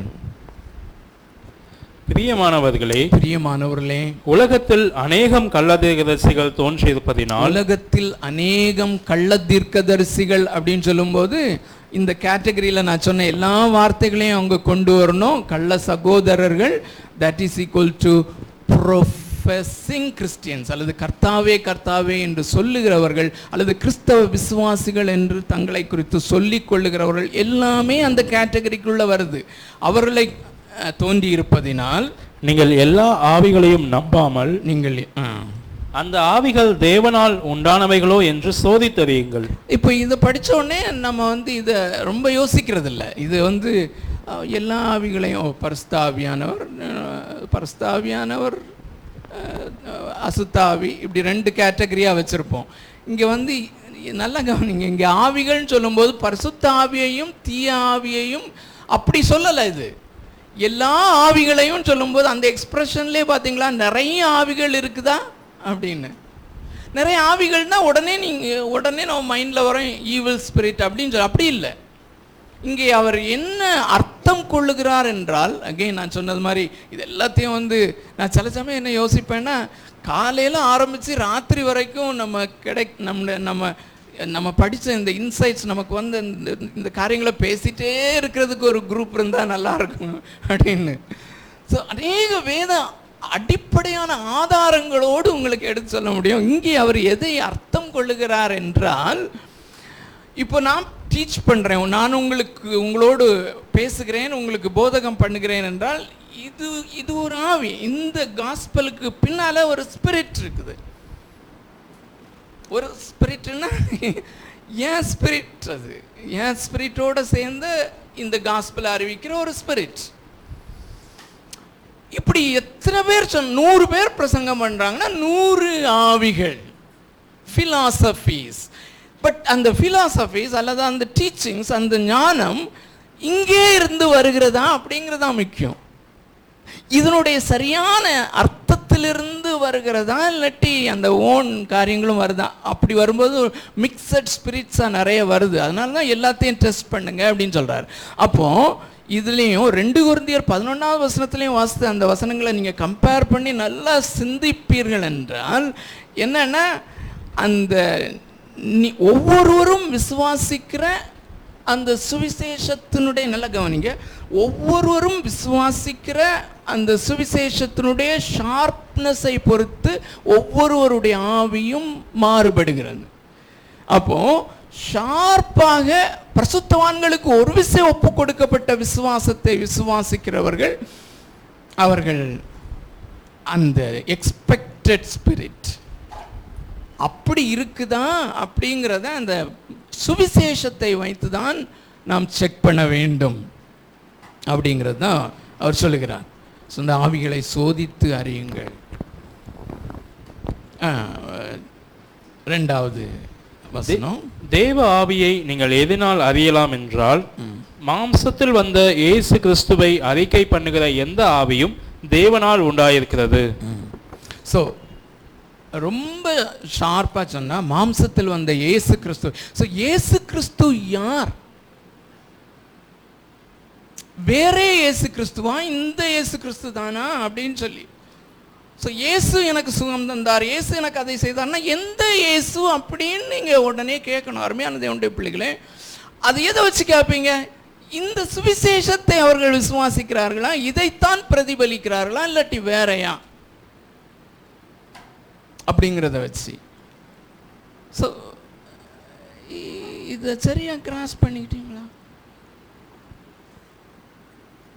அதாவது என் பேரில் நிறைய பேர் இருப்பாங்க இல்லை, ஐசக்குன்னு சொல்லி பேர் வச்சுட்டு. ஸோ நான் நாகர்கோவிலில் அந்த ஆர்எல்டிசி கிளாஸ் நடத்தும்போது ஒரு தங்கச்சி அந்த ஸ்டூடெண்ட்டாக இருந்தாள், ஷைனின்னு சொல்லி. அவள் அவளுடைய ரிலேட்டிவ் ஒருத்தர்கிட்ட ஐசக் அங்கிள் எங்களுக்கு டீச் பண்ணுவாங்க அப்படின்னு சொல்லி, அவங்க பீகாரில் மிஷினரியாக இருந்தாங்க. ஸோ ஐசக் பிரசங்கியார். அப்போ அந்த ஆண்டி அவளுக்கு அந்த பக்கத்து வீட்டில் உள்ள அந்த ஆண்டி என்ன நினச்சிட்டாங்க, ஓ எனக்கு தெரியும் அவரை அப்படின்னு சொல்லிட்டாங்க. ஐசக் பிரசங்கம் பண்ணுறவர் தானே, ஊழியக்காரர், எனக்கு தெரியும் அவரைன்னு. அப்போ ரொம்ப நாள் இப்படியே போச்சு. அவளும் என்னை பற்றி சொல்லுவா, அவங்களும் நினச்சிட்டே இருந்தாங்க எனக்கு தெரிஞ்சவர் தான். ஆனால் ஒரு நாள் அந்த ஆண்டி அவங்க சொல்லியிருக்காங்க, உங்கள் அங்கிளை நான் கோயம்புத்தூரில் போயிருக்கும்போது அக்கேஷனில் நான் பார்த்தேன் அவர் பிரசங்கம் பண்ணாருன்னு. என்ன பிரசங்கம் பண்ணாங்க அப்படின்னு, அது என்ன இடம் அப்படின்னா ஒரு வீடு பிரதிஷ்டை. அங்கே அந்த வீடு ஆசீர்வாதம், அந்த வீட்டை கர்த்தர் கட்டுகிறவர். உடனே சொல்லிட்டா அது வந்து அந்த அந்த அங்கிள் கிடையாது அப்படின்னு சொல்லிட்டா. ஸோ எதை வைத்து என்றால் போதிக்கிற காரியங்களை வைத்து இது இது இது வேற ஐசக் புரியுதுன்னு நினைக்கிறேன். ஸோ அதனால தான் இயேசு சொன்னார், எனக்கு உங்களை தெரியாது, ஐ நெவர் நியூ யூ, நான் உங்களை ஒரு காலம் அறியவில்லை. அவங்க நினைக்கிறாங்க நாங்கள் இயேசுவை தானே பிரசங்கித்துட்டு இருந்தோம், அவருடைய நாமத்தினால தானே நாங்கள் தீர்க்க தரிசனம் சொன்னோம், அவருடைய நாமத்தினால தான் நாங்கள் இப்போ சாசுகளை துரத்தணும், தெரியாதுன்னு சொல்கிறாரு. அருமையானவர்களே,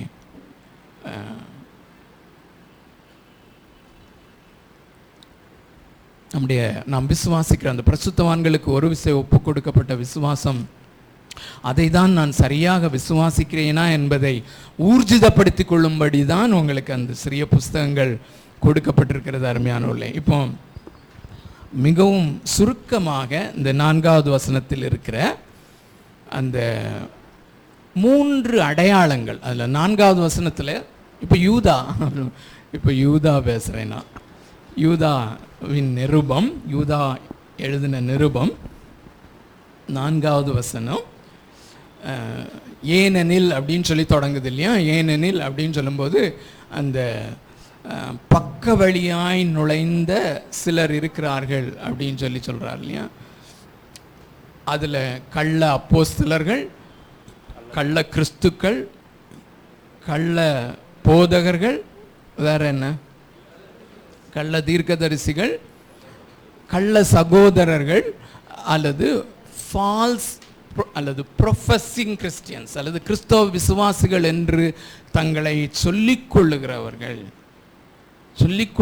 சொல்லிக்கொண்டு பலவிதமான டைனாமிக்கான காரியங்களை அவர்களுக்கு செய்கிறவர்கள். மிஷனரிஸ் கூட இதில் உள்ளடங்க முடியும். அருமையானவர்களே, மிகவும் ஜாக்கிரதையாக இருக்க வேண்டியது அவசியம். ஸோ இப்படி இந்த ப்ரொஃபஸிங் கிறிஸ்டியன்ஸ், சொல்லுகிறதிலே மாத்திரம் விசுவாசிகள் ஆனால் உள்ளே விசுவாசிகள் இல்லாதவர்கள் என்பவர்களை குறித்து தான் இந்த யூதா நிருபம் எழுதுகிறது, ஆக்சுவலாக எழுதப்படுகிறது. ஏன்னா இது நானா சொல்லலை அருமையானுள்ள, ஏன்னா முழு நிருபத்தை நீங்கள் பார்த்தீங்கன்னா தெரியும். இம்மீடியட்டாக நீங்கள் 5வது வசனத்தையே பாருங்களேன், அது என்ன சொல்லியிருக்குன்னா, தேவனாகிய கர்த்தர் இஸ்ரவேல் மக்களை ஒட்டுமொத்தமாக அவர் எகிப்திலிருந்து ரட்சித்தார். நல்ல வார்த்தைகள் அதில் பயன்படுத்தி இருக்கு. எல்லாரையும் அவர் ரட்சித்தார், ஆனால் எல்லாரையும் அவர் அழித்தார்னு போட்டிருக்கேன். Alarming was. அது தொடர்ந்து வருகிற 3 வசனங்களுமே அவர்களுடைய ஆக்கினை தீர்ப்பை குறித்து பேசுகிறது. இந்த கிட்டத்தட்ட 30 லட்சம் மக்கள்னு வச்சுக்கோங்களேன், அது 6 லட்சம் புருஷர்கள் மட்டும் வச்சாலும் அவ்வளோ பேரையும் ரட்சித்தார் அப்படிங்கிற அந்த வேர்டு தான் யூஸ் பண்ணப்பட்டிருக்கிறது. உண்மைதான், ரட்சித்தார். எல்லாருக்காகவும் பஸ்கா அடிக்கப்பட்டது. ஒட்டுமொத்தமாக எல்லாரும் அந்த பஸ்காவின் இரத்தத்தினாலே மீட்கப்பட்டவர்களாக தான் வந்தாங்க. இதை குறித்து அப்போஸ்தலனாகிய பவுல் 1 கொரிந்தியர் 10வது அதிகாரத்தில் தெளிவாக எழுதுகிறார். எல்லாரும் ஒரே ஞானஸ்தானத்தை பெற்றார்கள், எல்லாரும் ஞான போஜனத்தை பானம் பண்ணாங்க. அப்படியே வனாந்திரத்திலே வந்தார்கள், அங்கே அவர்கள் அழிக்கப்பட்டார்கள். ரட்சிக்கப்பட்டவங்க கடைசியில் தேர்னது எத்தனை பேர் தான்? இந்த ப்ரொப்போர்ஷனில் தான் இப்போவும் இருக்கும் அப்படிங்கிறது தான் அலார்மிங்கான காரியம். ஸோ இப்போ இந்த ப்ரொஃபஸிங் கிறிஸ்டியன்ஸ் அல்லது இந்த கள்ள அல்லது உண்மை இல்லாத விசுவாசிகள் அல்லது உண்மை இல்லாத போதகர்கள், இவர்களை கண்டுகொள்ளும்படியான 3 அடையாளங்களை இங்கே அவர் சொல்லுகிறார். அதை மாத்திரம் நான் மென்ஷன் பண்ணி நான் முடிக்க விரும்புகிறேன். அதை விபரமாக பேச வேண்டும் என்று நினைத்தேன், ஆனால் நேரம் நிச்சயமாக போதாது. உங்களுடைய பொறுமையை நான் சோதிக்க விரும்பலை. நிச்சயமாக 3 குணாதிசயங்களை மாத்திரம் மென்ஷன் பண்ணிடுறேன். கர்த்தருக்கு சித்தமானால் நான் வந்து தொடர்ந்து திருச்சியில் அது அந்த ஆன்லைனில் பண்ணணும்னு சொல்லி ஒரு சிலர் சொல்லிட்டு இருக்கீங்க, தெரில ஏன்னா எப்படி பண்ணுவோன்னு தெரியல, பார்க்கலாம். சரி, திரும்பியும் வாசிக்கலாமா? 3 காரியங்கள் அதில் நம்ம பார்க்குறோம். இந்தந்த காரியங்கள் இந்த கள்ள தீர்க்கதரிசிகளிடத்திலே இருக்கும் அப்படின்னு சொல்லி. ஏனெனில் நமது தேவனுடைய கிருபையை காம விகாரத்துக்கு ஏதுவாக புரட்டி ஒன்றான ஆண்டவராகிய தேவனையும் நம்முடைய கர்த்தராகிய இயேசு கிறிஸ்துவையும் மறுதலிக்கிற பக்தியற்றவர்களாகிய சிலர் பக்க வழியாய் நுழைந்திருக்கிறார்கள். அவர்கள் இந்த ஆக்கினைக்குள்ளாவார்கள் என்று பூர்வத்திலே எழுதியிருக்கிறது. அந்த 3 குணாதிசயங்களும் பார்க்க முடிஞ்சிச்சா என்னெல்லாம் சொல்லி? கிருபையை காம விகாரத்துக்கு ஏதுவாக அவர்கள் புரட்டுகிறவர்களாக இருப்பார்கள். கிருபையை புரட்டுகிறவர்களாக இருப்பார்கள், அல்லது கிருபையை தவறாக புரிந்து கொண்டு கிருபையை வேறு விதமாக போதிக்கிறவர்களாக இருப்பார்கள். 1. 2, ஒன்றான ஆண்டவராகிய தேவனையும் நம்முடைய கர்த்தராகிய இயேசு கிறிஸ்துவையும் மறுதலிக்கிறவர்கள். இந்த 2க்கும் காமனான ஒரு வார்த்தை குணாதிசயம் தான் பக்தியற்றவர்கள், அன்காட்லி. பக்தியற்றவர்கள் அப்படின்னு வரும்போது நம்ம சண்டே கிளாஸ் டீச்சர்ஸ் கிளியராக பார்த்தோம். நம்ம அந்த பக்தியற்றவர்கள் அவபக்தி உள்ளவர்கள், அவபக்தி பயபக்தி இல்லாதது. ஸோ இந்த மாதிரி வார்த்தைகள் எல்லாமே இங்கிலீஷில் ரொம்ப அழகாக ஒரே வார்த்தையில் பயன்படுத்தப்படுகிறது. அன்காட்லி, தேவன் அற்றவர்கள் அல்லது தேவனிடத்திலிருந்து பிரிக்கப்பட்டவர்கள், தேவனோடு கூட உள்ள உறவு இல்லாதவர்கள் தான் முக்கியம். ஸோ முதலாவது இந்த கள்ள போதகர்கள் அல்லது கள்ள தீர்க்கதரிசிகள் அல்லது கள்ள சகோதரர்கள் அல்லது அந்த ப்ரொஃபஸிங் கிறிஸ்டியன்ஸ், கிறிஸ்தவ விசுவாசிகள் என்று சொல்லிக்கொள்ளுகிறவர்கள், அவர்களிடத்தில் காணப்படக்கூடிய காரியம் என்ன? அவர்கள் தேவனுக்கு தூரமானவர்கள், தேவனோடு கூட உள்ள உறவு இல்லை, கனெக்ஷன் இல்லை. எல்லாத்தையும் பற்றி பேசுவாங்க, ஆனால் அந்த தேவனை அப்பா அப்படின்னு கூப்பிடக்கூடிய ஒரு அந்த இன்டர்னல் ரிலேஷன்ஷிப் அவர்களுக்கு ஏற்படவில்லை. அது என்றைக்காவது ஒரு நாள் ஏற்பட்டிருக்க வேண்டும். ஆக்சுவலாக அது அந்த மனிதன் வீழ்ச்சி அடைந்த போது தேவன் அற்றவனாக தேவனிடத்திலிருந்து பிரிந்தவனானான். ஆனால் மறுபடியும் பிறக்கும் போது அல்லது பரிசுத்த ஆவியானவர் முதல் முறையாக ஒரு மனிதனுக்குள்ளே கிரியை செய்யும் பொழுது அவனுடைய இருதயத்தை உயிர்ப்பிக்கும் போது அவன் அன்றுதான் அவன் காட்லியாக அல்லது பக்தி உள்ளவனாக அவன் மாறுகிறான். ஸோ இவங்களுக்கு அந்த பக்தி இல்லாத, இதுக்கு பேரலாக நீங்கள் பார்க்க வேண்டியது தேவ பக்தியின் வேஷத்தை தரித்து அதனுடைய பலனை மறுதலிக்கிறவர்கள். ஸோ தேவபக்தியின் வேஷம் வெளியே பார்க்கும்போது அவங்க எல்லாரையும் மாதிரி உபவாசம் பண்ணுவாங்க. 40 நாள் உபவாசம், 100 நாள் உபவாசம் எல்லாமே இருக்கும். ஆனால் அந்த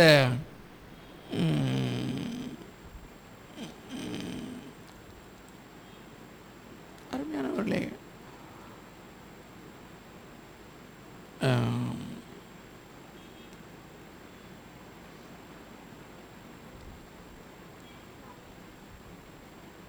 ஸோ எல்லாமே தேவபக்தியின் வேஷத்தை தரித்து அதனுடைய பலனை மறுதலிக்கிறவர்கள்.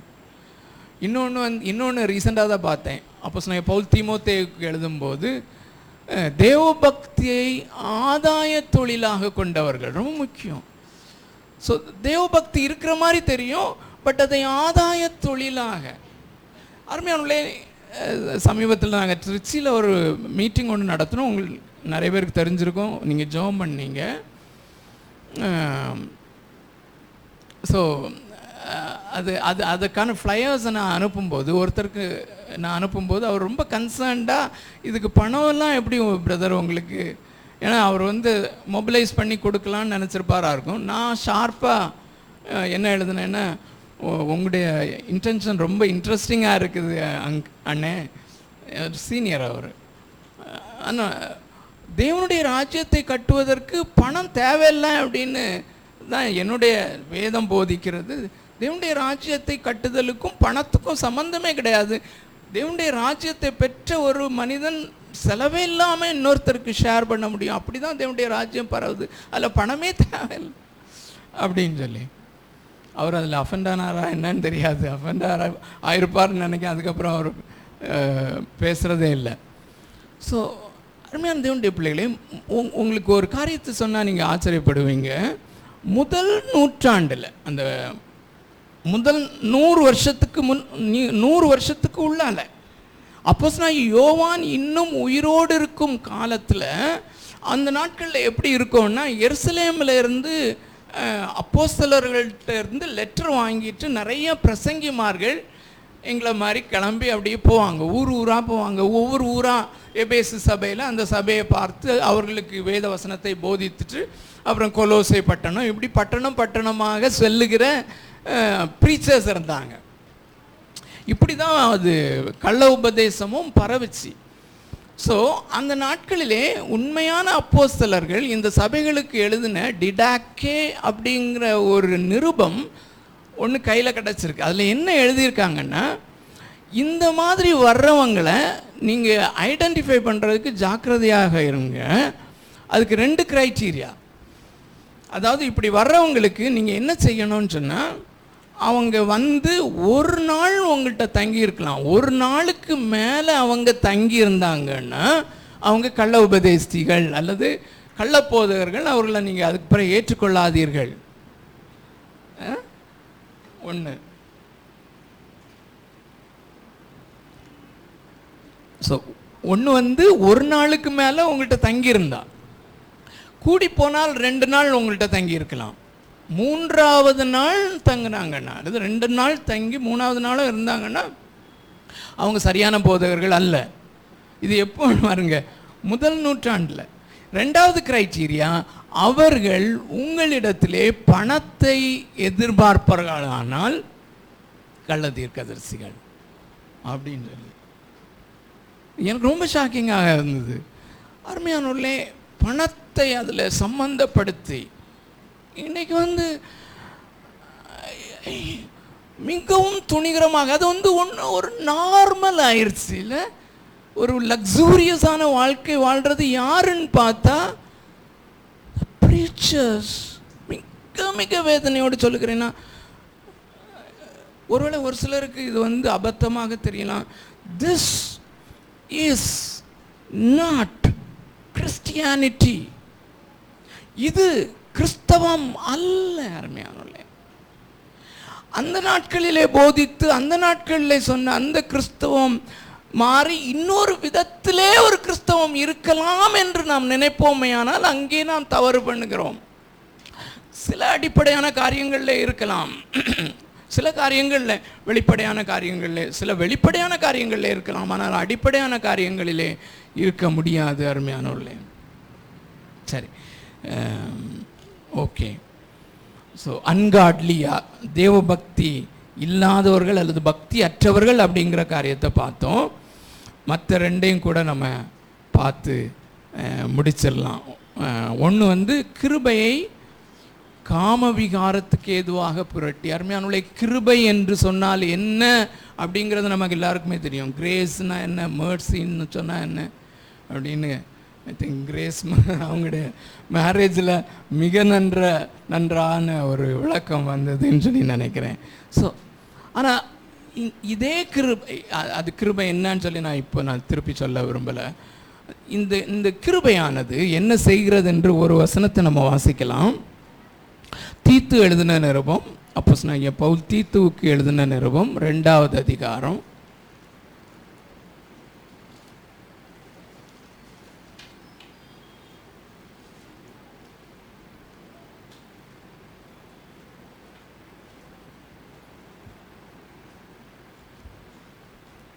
2வது அதிகாரம்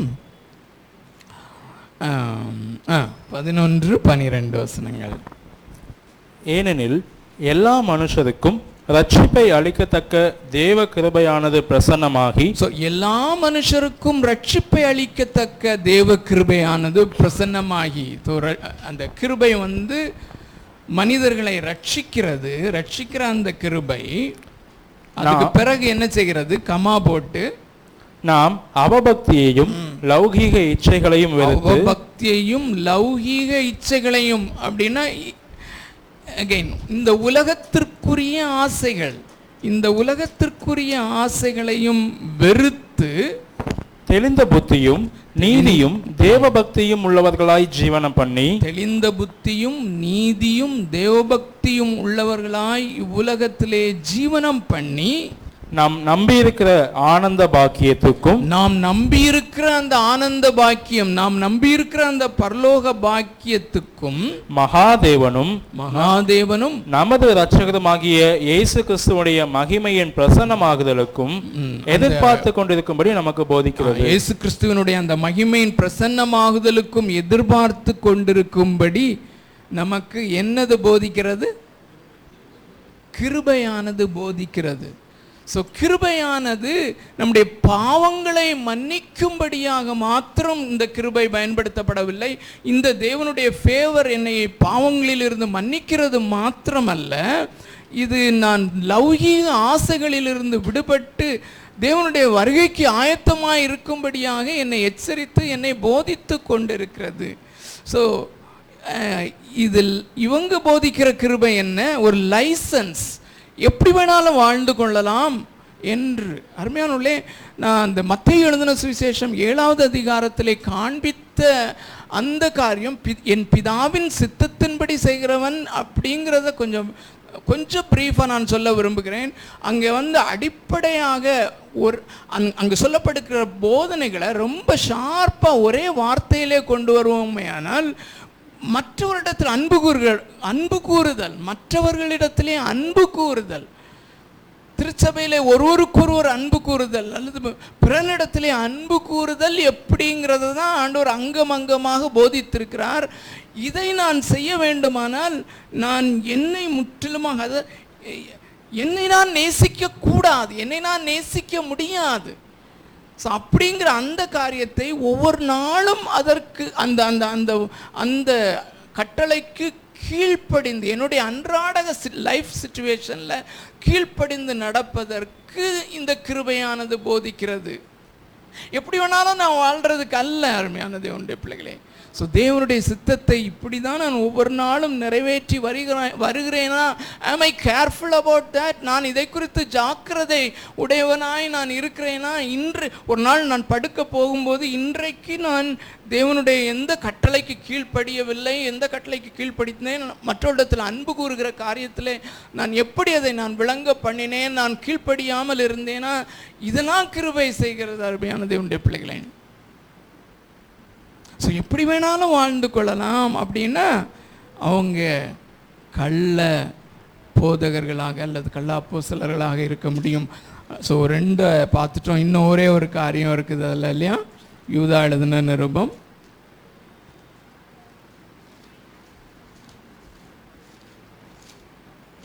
4வது வசனத்தில் இன்னும் ஒன்று என்னது நம்ம இன்னும் பார்க்காம, நம்முடைய ஒன்றான ஆண்டவராகிய தேவனையும் நம்முடைய கர்த்தராய் இயேசு கிறிஸ்துவையும் மறுதலிக்கிறவர்கள். இதுவுமே நம்ம வாசித்த உடனே இயேசுவை மறுதலிக்கிறவர்கள் அப்படின்னு சொல்லி நிறைய ஸ்டோரிஸ் நம்ம படிப்போம்ல. இயேசு இல்லைன்னு சொல்கிறவங்க, தேவன் இல்லை என்று சொல்லுங்க, அப்படிப்பட்டவர்களே சொல்லலை. இயேசு யார் என்பது இந்த நான் விசுவாசிக்கும் இயேசு யார், ரட்சிப்பை உண்டாக்கின இந்த இயேசுவனுடைய குணாதிசயங்கள் என்ன, அவர் அந்த பிதாவினுடைய குமாரனாக, பிதாவை நான் அறிந்திருக்கிறேனா, குமாரன் பிதா யார், குமாரன் யார், இயேசு கிறிஸ்து பரிசுத்த ஆவியானவர் யார், இங்கு குமாரனுடைய தன்மைகள் என்ன,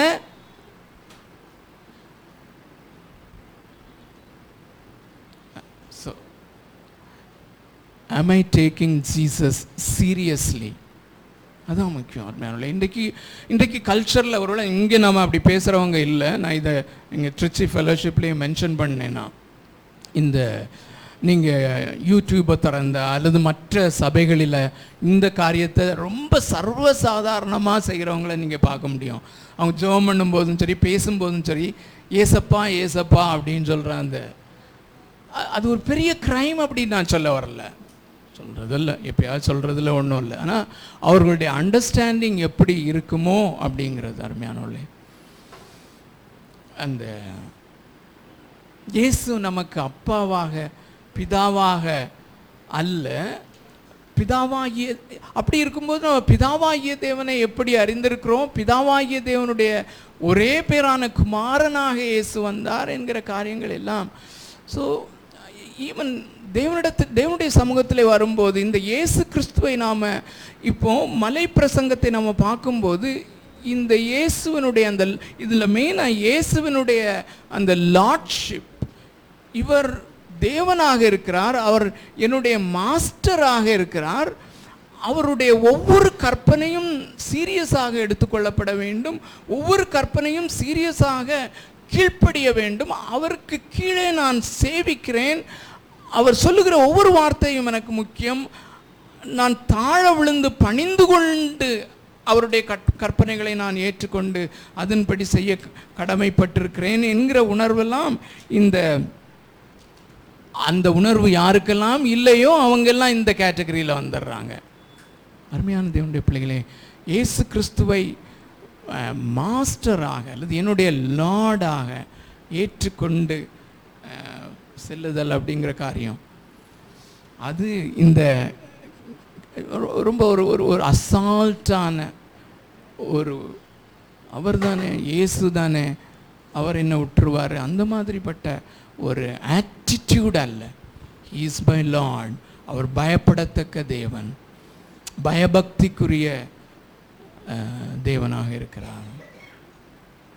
அருமையான தேவனுடைய பிள்ளைகளே, தொடர்ந்து இந்த காரியங்களை மனதிலே கொண்டவர்களாக நீங்கள் செய்து வருகிறபடி எப்படின்னாலும் ப்ராக்டிக்கலாக உங்களுக்கு எப்படி முடியுமோ அந்த சிறிய புஸ்தகத்தை கருத்தூன்றி அதில் சொல்லப்பட்டிருக்கிற அந்த வசன ரெஃபரன்ஸ் எல்லாத்தையும் நீங்கள் சேர்த்து வைத்து படித்து சரியான இந்த பரிசுத்தவான்களுக்கு ஒரு விசை ஒப்பு கொடுக்கப்பட்ட விசுவாசத்தை ஷார்ப்பாக நீங்கள் புரிந்து கொள்ளவும், அது புரிந்து கொள்ளும்போது தான் அந்த விசுவாசம் சரியாக ஷார்ப்பாக வருகிறது. அந்த விசுவாசமே நம்மை ரட்சிக்கும். அருமையானவர்களே, கர்த்தர் அந்த பாதையிலே உங்கள் ஒவ்வொருவரையும் ஒவ்வொருவரையும் நடத்துவாராக. கண்களை மூடி ஆண்டவரை நோக்கி பார்ப்போம். மீன் டைம் நம்ம திருவிருந்திற்கும் நாம் ஆயத்தமாகலாம்.